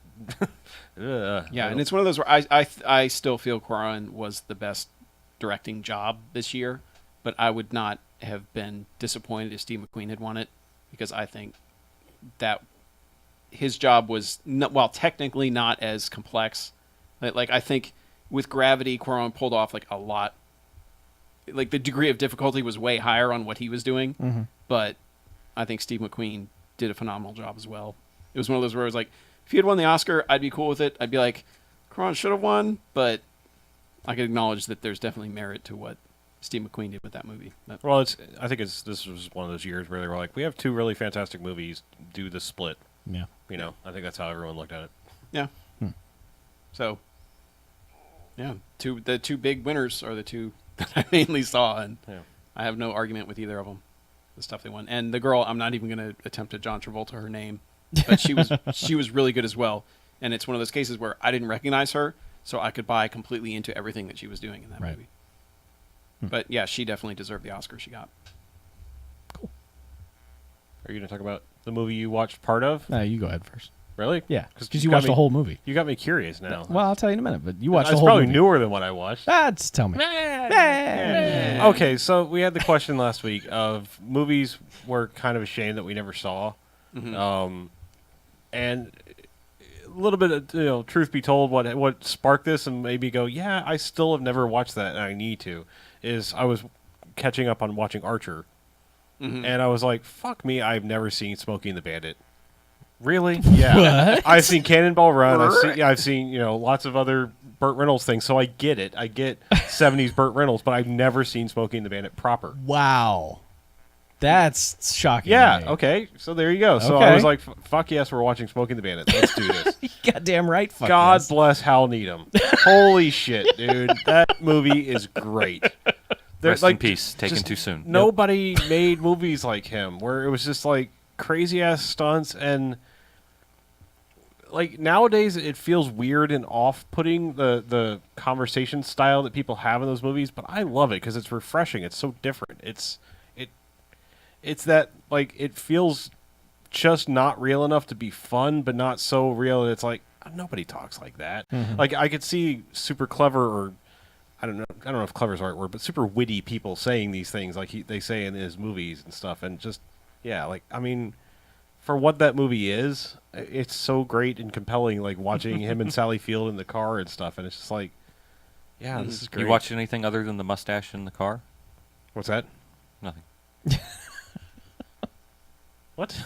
You were watching anything but, I mean, you're watching something other than the mustache in the car? Yes, Sally Field's Ash. She was pretty fine back then. Yep. She was Gidget. Yes.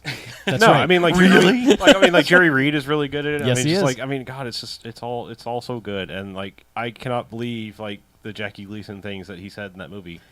Especially for a PG movie, yeah. Yeah, well, I mean that, and just like I mean his persona at the time, like Yeah. that he agreed to do that movie and say the things that he did and Oh stuff. well, I think off screen everyone knew that Jackie Gleason was a pretty terrible Okay, well, person in that regard in terms whatever, of yeah. language. I don't mean that he was a bad guy. I just meant that he was very salty. Yeah, well, I mean, it's just like I said, I feel ashamed that I never saw it, and as I'm sure someone who's seen them all, do I keep going? And where do I stop? Like there was 3, right? Yeah. Well, unless you want to count the 4 TV movies that he directed. Hal Needham? Yeah. Well, okay, tell me more. Okay, so he directed the first 2, Smokey the Bandit, Smokey the Bandit 2. Okay. 2 is very kind of kid friendly, but it still has its moments because it Okay. adds Dom DeLuise to the mix, and you get gold. Does Dom DeLuise become Jerry Reed's character? No, Or Jerry Reed's back he's a new character. Yeah. okay, watching that. Yeah, Jerry Reed's back. The third one is just a goddamn train wreck Okay. because it is just Jackie Gleason. If that makes sense. So Smokey is the bandit. That's what they were trying to do. I just remember that from Bill and Ted. Yeah.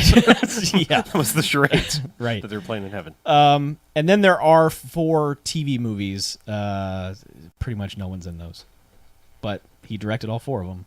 Okay. There used to be like this rotating thing on weekends. Like they made a bunch of Midnight Run movies and with Shooter McGavin. And they made a bunch of Bandit movies. So, Okay. there's actually a DVD pack with all 7 movies in it that you can get. So Is it on one disc? probably is. It probably Sweet. It probably Yeah. is. So I feel ashamed, but I've rectified it now. Okay. And I love So, it. did you see this week's Archer? I think I Were they accidentally. in Colombia? I think I accidentally watched 2 out of order Okay. because like I didn't look at the episode title, and all of a sudden one I was like, wait, I think they're referencing something I didn't see, but I remember from the montage thing. Yeah. Yeah, and then there's basically the one where they're using Eastbound and Down song and everything. And I mean, yeah. There's a really good Hal Needham joke in this week's. Okay. Oh, okay. Yeah. I'm not caught up on Archer. I am watching season 4 right now, but way behind. Yeah, you got to catch up. Season 4 is fucking hilarious, by the way. Well, Like- this season's probably damn Yeah. good. I think I've mentioned it, but I normally don't like laugh out loud when I'm by myself for some reason. That was funny. You just sit there and say, that's so funny. I will find stuff funny, but it just doesn't elicit that response. Right. But I've been sitting, and last night I was watching a bunch of episodes, and I'm just like, like cackling at the screen. So, well always good. done indeed. Archer loves the same stuff we love. Yeah. Yes, That's the key to exactly. that show for us, at least. At least for me. It's funny that you mentioned that. I wasn't even going to talk about this movie, but I'd rewatched Ed TV because True Detective, and Sure, yeah, that's the one you go for. Ma- Obviously. well, so Matthew McConaughey, when that movie starts, he's a video store clerk, and at one point Rewind, he's trying to rewind. he's trying to recommend Smokey the Bandit to some children, and they're just not having it, and he just sort of loses it and tells them to go basically fuck off and watch their Steven Seagal bullshit. But he is just talking about Smokey the Bandit with such just reverence for it. It's just I mean, this is how much I liked it. I was like, I've wasted how many years of my life that I could have been watching this kind of on Yeah. a regular basis. yeah. That's the way I feel about it. That movie's I, super quotable. yeah. I feel bad, but I'm You should really watch Smokey and the Bandit 2. okay. I mean, Smokey and the Bandit 2, like there weren't outtakes at the end of the first one, right? At the end of the first one, Yeah.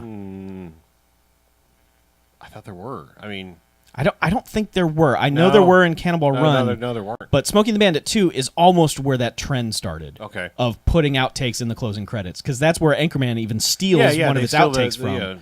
so yeah, apparently Sally Field's back in the second Yeah. sequel because Yeah. I remember that scene in Anchorman. Yeah, I think I was like waiting for that, thinking, oh, obviously that's at the end of this, and then no, it's just, yeah, here's some short '70s credits from a couple people and the music. right. Okay, so I was clearing off the DVRs I often want to do on weekends, and so I had recorded Grown Ups 2. Simply Hey, the sequel to Grown Ups. Yeah, simply because I wanted to know what America decided was more important than Pacific Rim. That's the only reason. And I'd seen the first one. Yeah, I don't think you want to know the answer to that question. Here's the thing. 4 minutes into it, I deleted it off my DVR, which is a personal record for me. I have never been so disgusted at a movie and at America than after that. What happens in that 4 minutes is a deer shows up in Adam Sandler's house, starts pissing all over Adam Sandler, runs around the house, starts destroying things, pissing on everything else as it goes. And it's a CGI deer. And I was like, what the fucking shit is this? And was just like, I will not stomach another second of this. I don't care if Salma Hayek is nude for the rest of this movie. Not worth it. Gone. All right. So you didn't like it? Nah. Okay. Would not recommend. No. Okay. I would not. So Okay. let's do emails. All right. All right. First, on that note, damn. First one up is from Mel. It says, "Movie Tough Guys" is the name of the email. It says, "Hi gang, Mel again, with my head still going over Jack Reacher. A very good movie that works in spite of, rather than because of Tom Cruise. I give credit to writer-director Christopher McQuarrie, writer of The Usual Suspects, writer-director of The Way of the Gun, for crafting a film that drops a lot of info on you but still keeps things moving along. Along with Reacher, I saw Bullet to the Head, which I enjoyed, but I felt that it fell short of what Walter Hill can do. But I think we'll never see another great Walter Hill movie, given his age and other interests as producer. Maybe the same thing happened to John Carpenter? Still, Bullet was an entertaining watch with plenty of killings, mayhem, and an awesome axe fight between Stallone and Jason Momoa. And it was a lean and mean 92 minutes versus Axe fight? Yes, they Yes, fight with axe axes. fight. Yep. Whoa. It was a lean and mean 92 minutes versus the 131 minutes of Reach Around Jack. Reach Around Jack. Watching Tom Cruise try to be a tough guy, though, got me thinking of actors who were real-life tough guys, like Lee Marvin, who in his prime would have thrown Tom Cruise 10 feet across the room with nothing but his alcohol breath. So that made me curious to ask you guys, who are your old-school favorite actors, guys who had a rough past, like Charles Bronson, a former fighter, former miner, and sudden movie star at the age of 50? And how do you rate them compared to modern actors who are competent but likely have never been in a fight in their lives, yet want to be bad on camera? Cliched as is, Steve McQueen for me. Yeah. I mean, he's fucking badass. Yeah, I mean, I'll second that dude's Charles Bronson thing. I mean, Yeah. back in the day, you would hire a guy who was tough, not because he was pretty. And Charles Bronson was not a pretty man. Oh, and George C. Scott. Yeah. Yeah. George C. Scott would probably murder you. Yes, he would. He would yell at you, and then he would murder you. Yeah, just back in the day, they would hire people not only who had talent, but just because they had sort of an imposing presence. Not necessarily muscular either, but just like that dude would probably murder someone. Like Charles Bronson, I'm sure he was a nice guy. Everything I've ever read about the man said he was probably a pretty nice guy and didn't like being trapped in the cannon machine that he got trapped into. But that dude, scary on film. Like if you saw him coming, you'd be like, shit, I'm out. Mm-hmm. You know, Tom Cruise, yeah, he can sort of play an action-y guy from time to time, but because he does so much other stuff and some goofy stuff, it's not like if I ever ran into Tom Cruise, I would be intimidated. Like, I hope I don't say anything to Tom Cruise where he punches me in the face. Well, he'd have Yeah. to punch up. Yeah, Even he for would. you. Yeah, that's true. He might be eye level with me. I'm taller than Al Pacino. Everyone's taller than Only Al person you're Pacino. taller than. Yeah, that's true. I had to look this up, but to remember exactly what it was. But Christopher Lee Yeah. was an honest-to-goodness badass, member of Britain's Special Operations Executive, a.k.a. the Ministry of Ungentlemanly Warfare, with Ian Fleming doing badass spy shit. Well, any of those dudes who were Like, in World War II, I yeah. mean, it's like they were in World War II and then they started making movies. You're like, okay, these guys are legit. They have some credentials. They probably murdered a few hundred people in their day. So, Well, plus, like, you know, that was like, if you were in World War II, you were really actually in the war, not like later where it was like, oh yeah, Elvis is going to war. right. Right. Yeah. Where we're going to keep him safe and Yeah. have him perform for some people. Yeah, exactly. So, it's not like he went to Grenada. Right. I don't know. That's, I think Jason Statham would kick someone's ass. yeah, probably. Like, as likable as that guy seems, he probably would fuck some people up. Yeah. One guy I wonder about, because he's pretty much been an actor his whole career, but Jonathan Banks. He plays it so well that I wonder if he actually was a guy, but the thing He is, was early so goofy for so long. early on in his career he was goofy, and Yeah. that's the difference. But 'Cause- nowadays Yeah. he definitely emits that aura of do not Well, mess now, with this guy. I mean, even on Community. yeah, he does. But now he's in that rotation of Danny Trejo direct-to-video movies.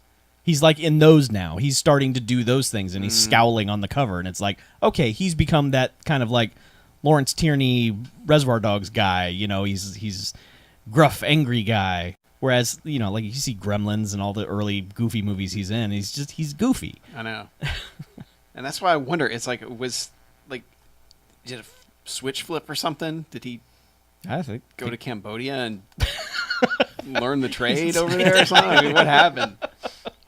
I got 3 more. Okay. Oh, okay. Vinnie Jones, Yeah, I because guess he will kill you Yes, I believe. Yes, for no good reason. Just he'll slam your head in the car door. probably. Audie Murphy, real life badass, played himself in a movie, and Audrey Hepburn, who worked with the Dutch Resistance. I don't think she would hurt anyone. She's a badass. Okay. She counts as tough guy. Okay, fine. I will put Audrey Hepburn on any list you want to put her Sure, on. yeah, That's fine with that's me. fine, yeah. Yeah. But if we're talking Out of all the entire list, I would enjoy that the most. Yeah, sure. Please, Audrey Hepburn, hit me again. Yes. Oh, I'm so bandage me up. But yeah, if we're talking old school dudes, Kirk Douglas, I like a lot. Yeah. Still with us. I know. He's 110. I doubt he's doing much anymore. He was on the Oscars a couple years ago, making How- everyone really uncomfortable. How old is he now? He's upper 90s, gotta be. Holy crap. Yeah. See, that's how tough he is. He's still around. Yeah. Or Fuck something. you, death. I'll punch you in the face. Punch in the goddamn face. So. Yeah, I mean, I wouldn't pick a fight with any of the, you know, martial arts dudes that actually know martial arts. Like, I would Okay. never fuck with Jackie Chan, even at his age now. Oh yeah, Or, he would you still know, just go. Even more so, like, I'd be scared as shit to meet Tony Jaa. You know, like, I'm just Oh, be yeah. like, I've watched you actually murder guys on film, I'm pretty sure. Many stuntmen died. I'm pretty sure you've murdered dudes, and they filmed it. Yeah. And even though he's old and fat, Steven Seagal would. You could just run for like 50 yards. Yeah, but if Just you're like and serpentine, he's like, never just like, catching like an alligator, just If you're- serpentine motion. If you were trapped in an elevator with Steven Seagal, Yeah, that'd and be- you looked if at you him wrong, accidentally Yeah, get you might close suffocate. to him, he might just go. Bah, bah, bah. Let's just say, all right, let's say he's you're still fucking fast. you're running a marathon, and you round a corner, and Steven Seagal is there, and your momentum can't stop. He might fuck you up. Yeah. If you're within reach of Yeah. Steven Seagal, Sure. he'll Yeah. fuck you up. I will say, meeting Fred Williamson, that's an imposing dude. Like, even still, I figure he probably had a 45 in his jacket. Yeah. Yeah, why the hell none of us mentioned Jim Brown? Oh, yeah, Yeah. because we're stupid. That's the ultimate. Sure. Jim Brown could probably still kick my ass Yeah, right now. yeah. Jim Yeah. Brown is kicking your ass. I and- actually, I kind of just peed myself a little bit about thinking about meeting him and just having him look at me because I think I would just die because like he'd just stare me down and kill me. That Yeah. would be sweet. Yeah, Yeah, Jim Brown. Definitely Jim Brown. Yeah. yeah, Does that make number 1 on our list then, Jim Uh, Brown? yeah, Yeah. I've seen him murder stuntmen. Watched it on film. yeah. Who was the guy that shoulder checked the dude in Order of the Black Eagle. Oh, the dude with the sandbags. Oh, that guy. Yeah, I was about to mention Honorable him, too. mention for that guy, whoever for he is. murdering a stuntman, and then At running least- over at his least head. one. Yes. And then running over a man's head with an ATV, Sure. Yeah. popping that thing like a grape. All right. Next one up is from Scott from Delaware. Uh-huh. Delaware. Title of it is "I spilled Canada Dry on my tabby, and now it's catatonic." Bum, bum, bum. Boo. So he said, Hey, I liked it. "What's up, Casties? Scott 2 here, the one in Delaware, number assigned by Harlow last week. First, a question for BJ. Yes. A couple weeks ago, you mentioned that you've never seen Miller's Crossing. How is Correct. that possible? For fuck's sake, man. It's a mafia movie by the Coens, and it's fantastic. Not to mention the best use of the song Danny Boy in a movie ever. You need to get on that shit. Anyway, not to seem pushy, but you really should check it out." I really will check it out. It is on one of many lists of movies that I need to watch, and I will get to it. I promise within a calendar year. I need to see that again. I saw it when it first came out, and I was too young to appreciate that movie, I think, at the time. I'm making an effort to knock off some of those holy shit you haven't seen this movies. Yeah. It's good. It's good to do. All right, next item. With the next Fast and Furious movie being delayed, I worry you guys may suffer from a lack of car movies in your diet. Fortunately, I think I have a solution. April Fuels! A month dedicated to automotive hijinks. Okay, I like that. Yep. I like that a lot. You have some great options from the last decade, like Tokyo Drift, Gone in 60 Seconds, the Cage version, or maybe Death Race with Jason Statham. And of course, there is no shortage of classics from the 70s and 80s either. Death Race 2000, Cannonball Run, I know you guys love Hal Needham. Interesting. Yeah. Or Gumball Rally, to name a few.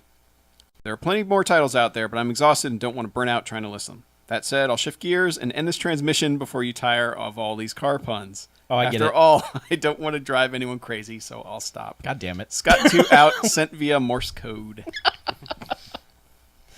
Dang, Scott. I think next year we could definitely do April Fuels. Okay, have you seen Hooper? Yeah.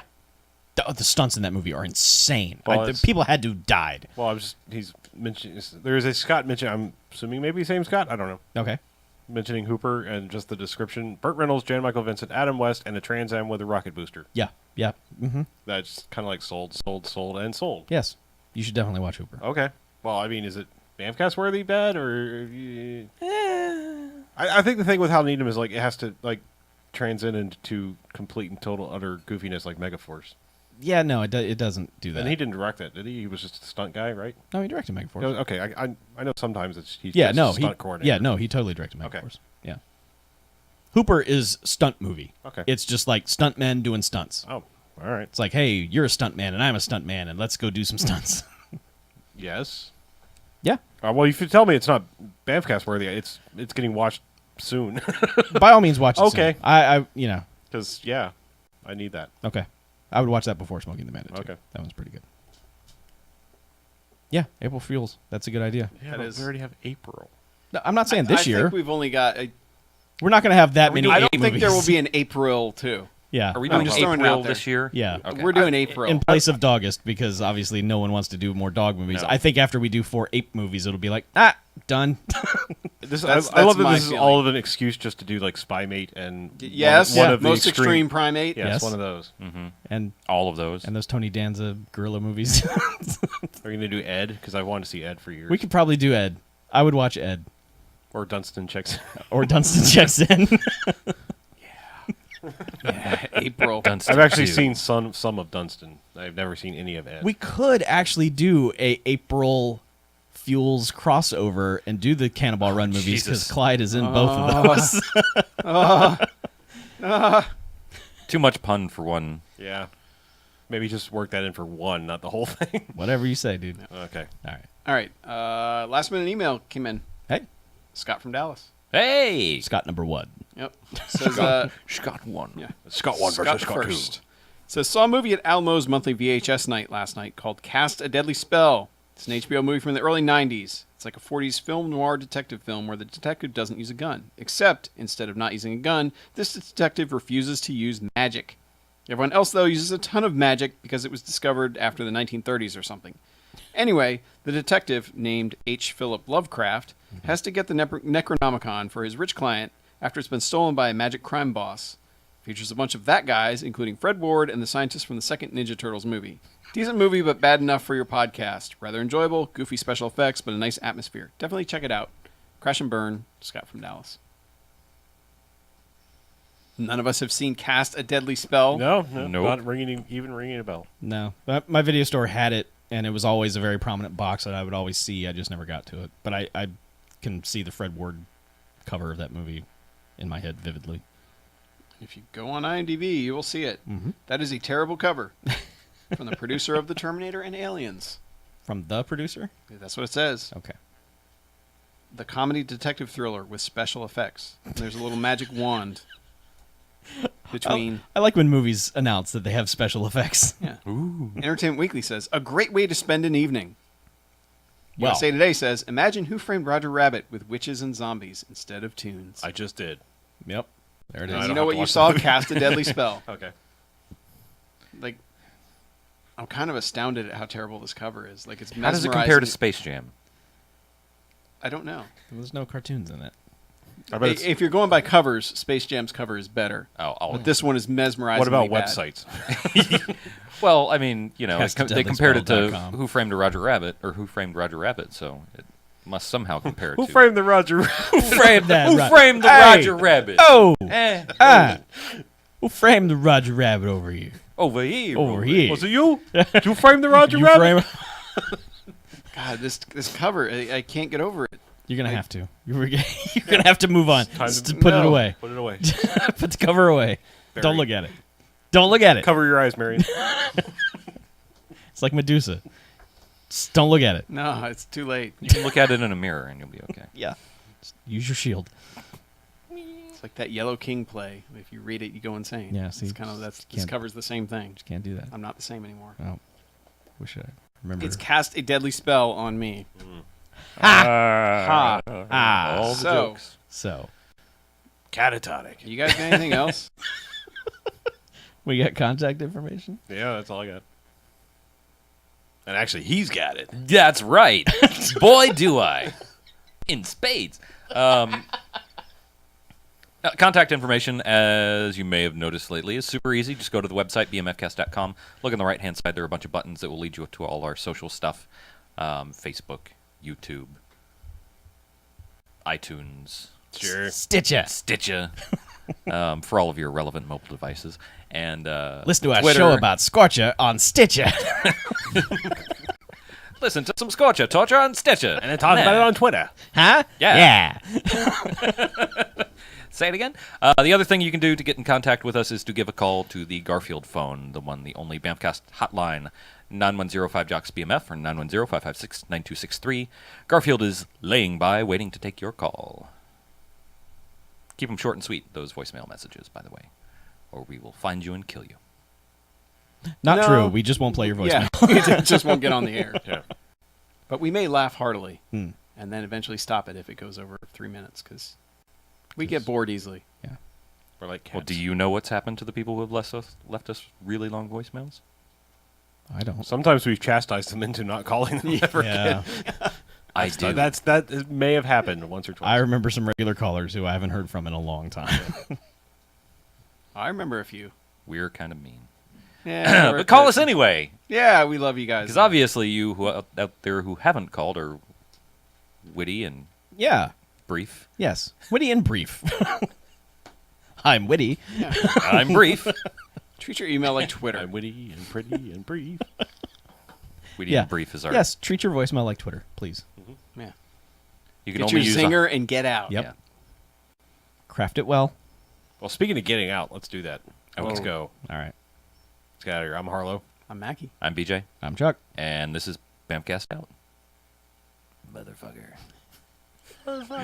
Chuck just stares at him waiting for that. Are you going to swear? What's it gonna be this time? Are you going to say it? don't know. It might be words. What the hell? Gotta keep our. That's my impression of BJ.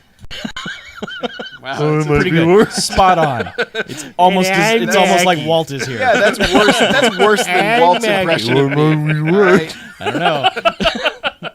These are really good, you guys. BJ combined with Buffalo Bill. like Gilbert Gottfried. You're like fucking Rich Little over there. It's amazing. Actually, you're Wait, more like Frank Wait, Caliendo. here, let me do my Chuck impression. Yeah, Poor that's right. Chuck. I'm an That's not a nice I'm thing. an evil elf. Ready for my Harlow Yeah, impression? do it. Barney Rubble. Sweet. Yes. No, you're Stephen Baldwin as Barney. Oh, even better. The best. The You're ultimate. eating your own shirt. You filthy shirt eater. Back on the shelf with you, Scorcher. Yeah, Scorcher. Scorcher. Scorcher. Oh, be careful. It's a real Scorcher out there. Yeah, So are we going to try and watch Miami Magma at some point? we totally should during Freedom Month. I kind of wonder if it actually even takes place in Miami, or if there's Bitch. any footage of actual Miami, or if it's just Stock footage Oh, of I'm some gonna buildings. tell you how that terrible that movie's gonna be. It's just gonna be really bad. What, Miami Magna? How do you know? I know. It's on the same disc. oh, I've seen shit. Let me tell you. Yeah. I know. Yeah, I know. Look, worst case, it's gonna look like shit. That's guaranteed. Oh. Yeah. But Ironclad, man. It's 2011, so it may be a tiny bit sharper. It's on the same shared disc as that other shit. I know, but Scorcher was old. You can only fit like 2002 is not 28p old on that disc. There were DVDs in 2002, Chuck. Yeah, DVDs have been around for 5 years at that point. Yeah. Miami Magma. I bought the Fifth Element first DVD. New. Not rated. Who's commenting as the BMFcast? Who is that? Who is it? Who is it? Who is it? It's Chuck Cast Quarters. Yes. There was some email that came through to No Quarters. It was like, "Hey Chuck, something." I'm like, "Damn it, Chuck! How did you get registered as Chuck No Quarters?" I don't know. Because he's an asshole. Yep. Totally. A-S-S-H-O-L-E. Everybody. A-S-S-H-O-L-E. I'm just a regular guy. Oh man. I hope everyone has a great websites evening. using my first name.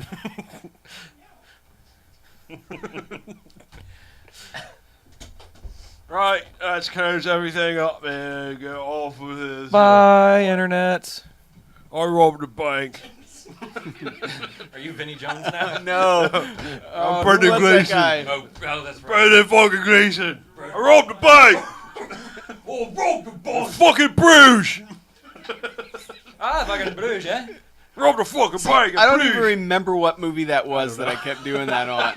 But he didn't even have an. It was Turbulence. Okay, yeah, because he didn't even have an accent. They in the made him movie. American. Oh, that was so depressing because he'd show up and I'd be like, "I robbed a bank." Yeah, and he shows up and he's like, "Oh." Hi. We're like, "No, you're Brendan Gleeson. You robbed a bank, a bloody bank." I'd kill all the wankers to get to the vault and just get to rob a fucking bank. Oi! See, that's just like not having Mark Dacascos do any kung fu. Pretty much, yeah. It's a terrible idea. Wasted. All right. Good night, everybody. Good night. Bye. Why did I wave to the microphone? Because I'm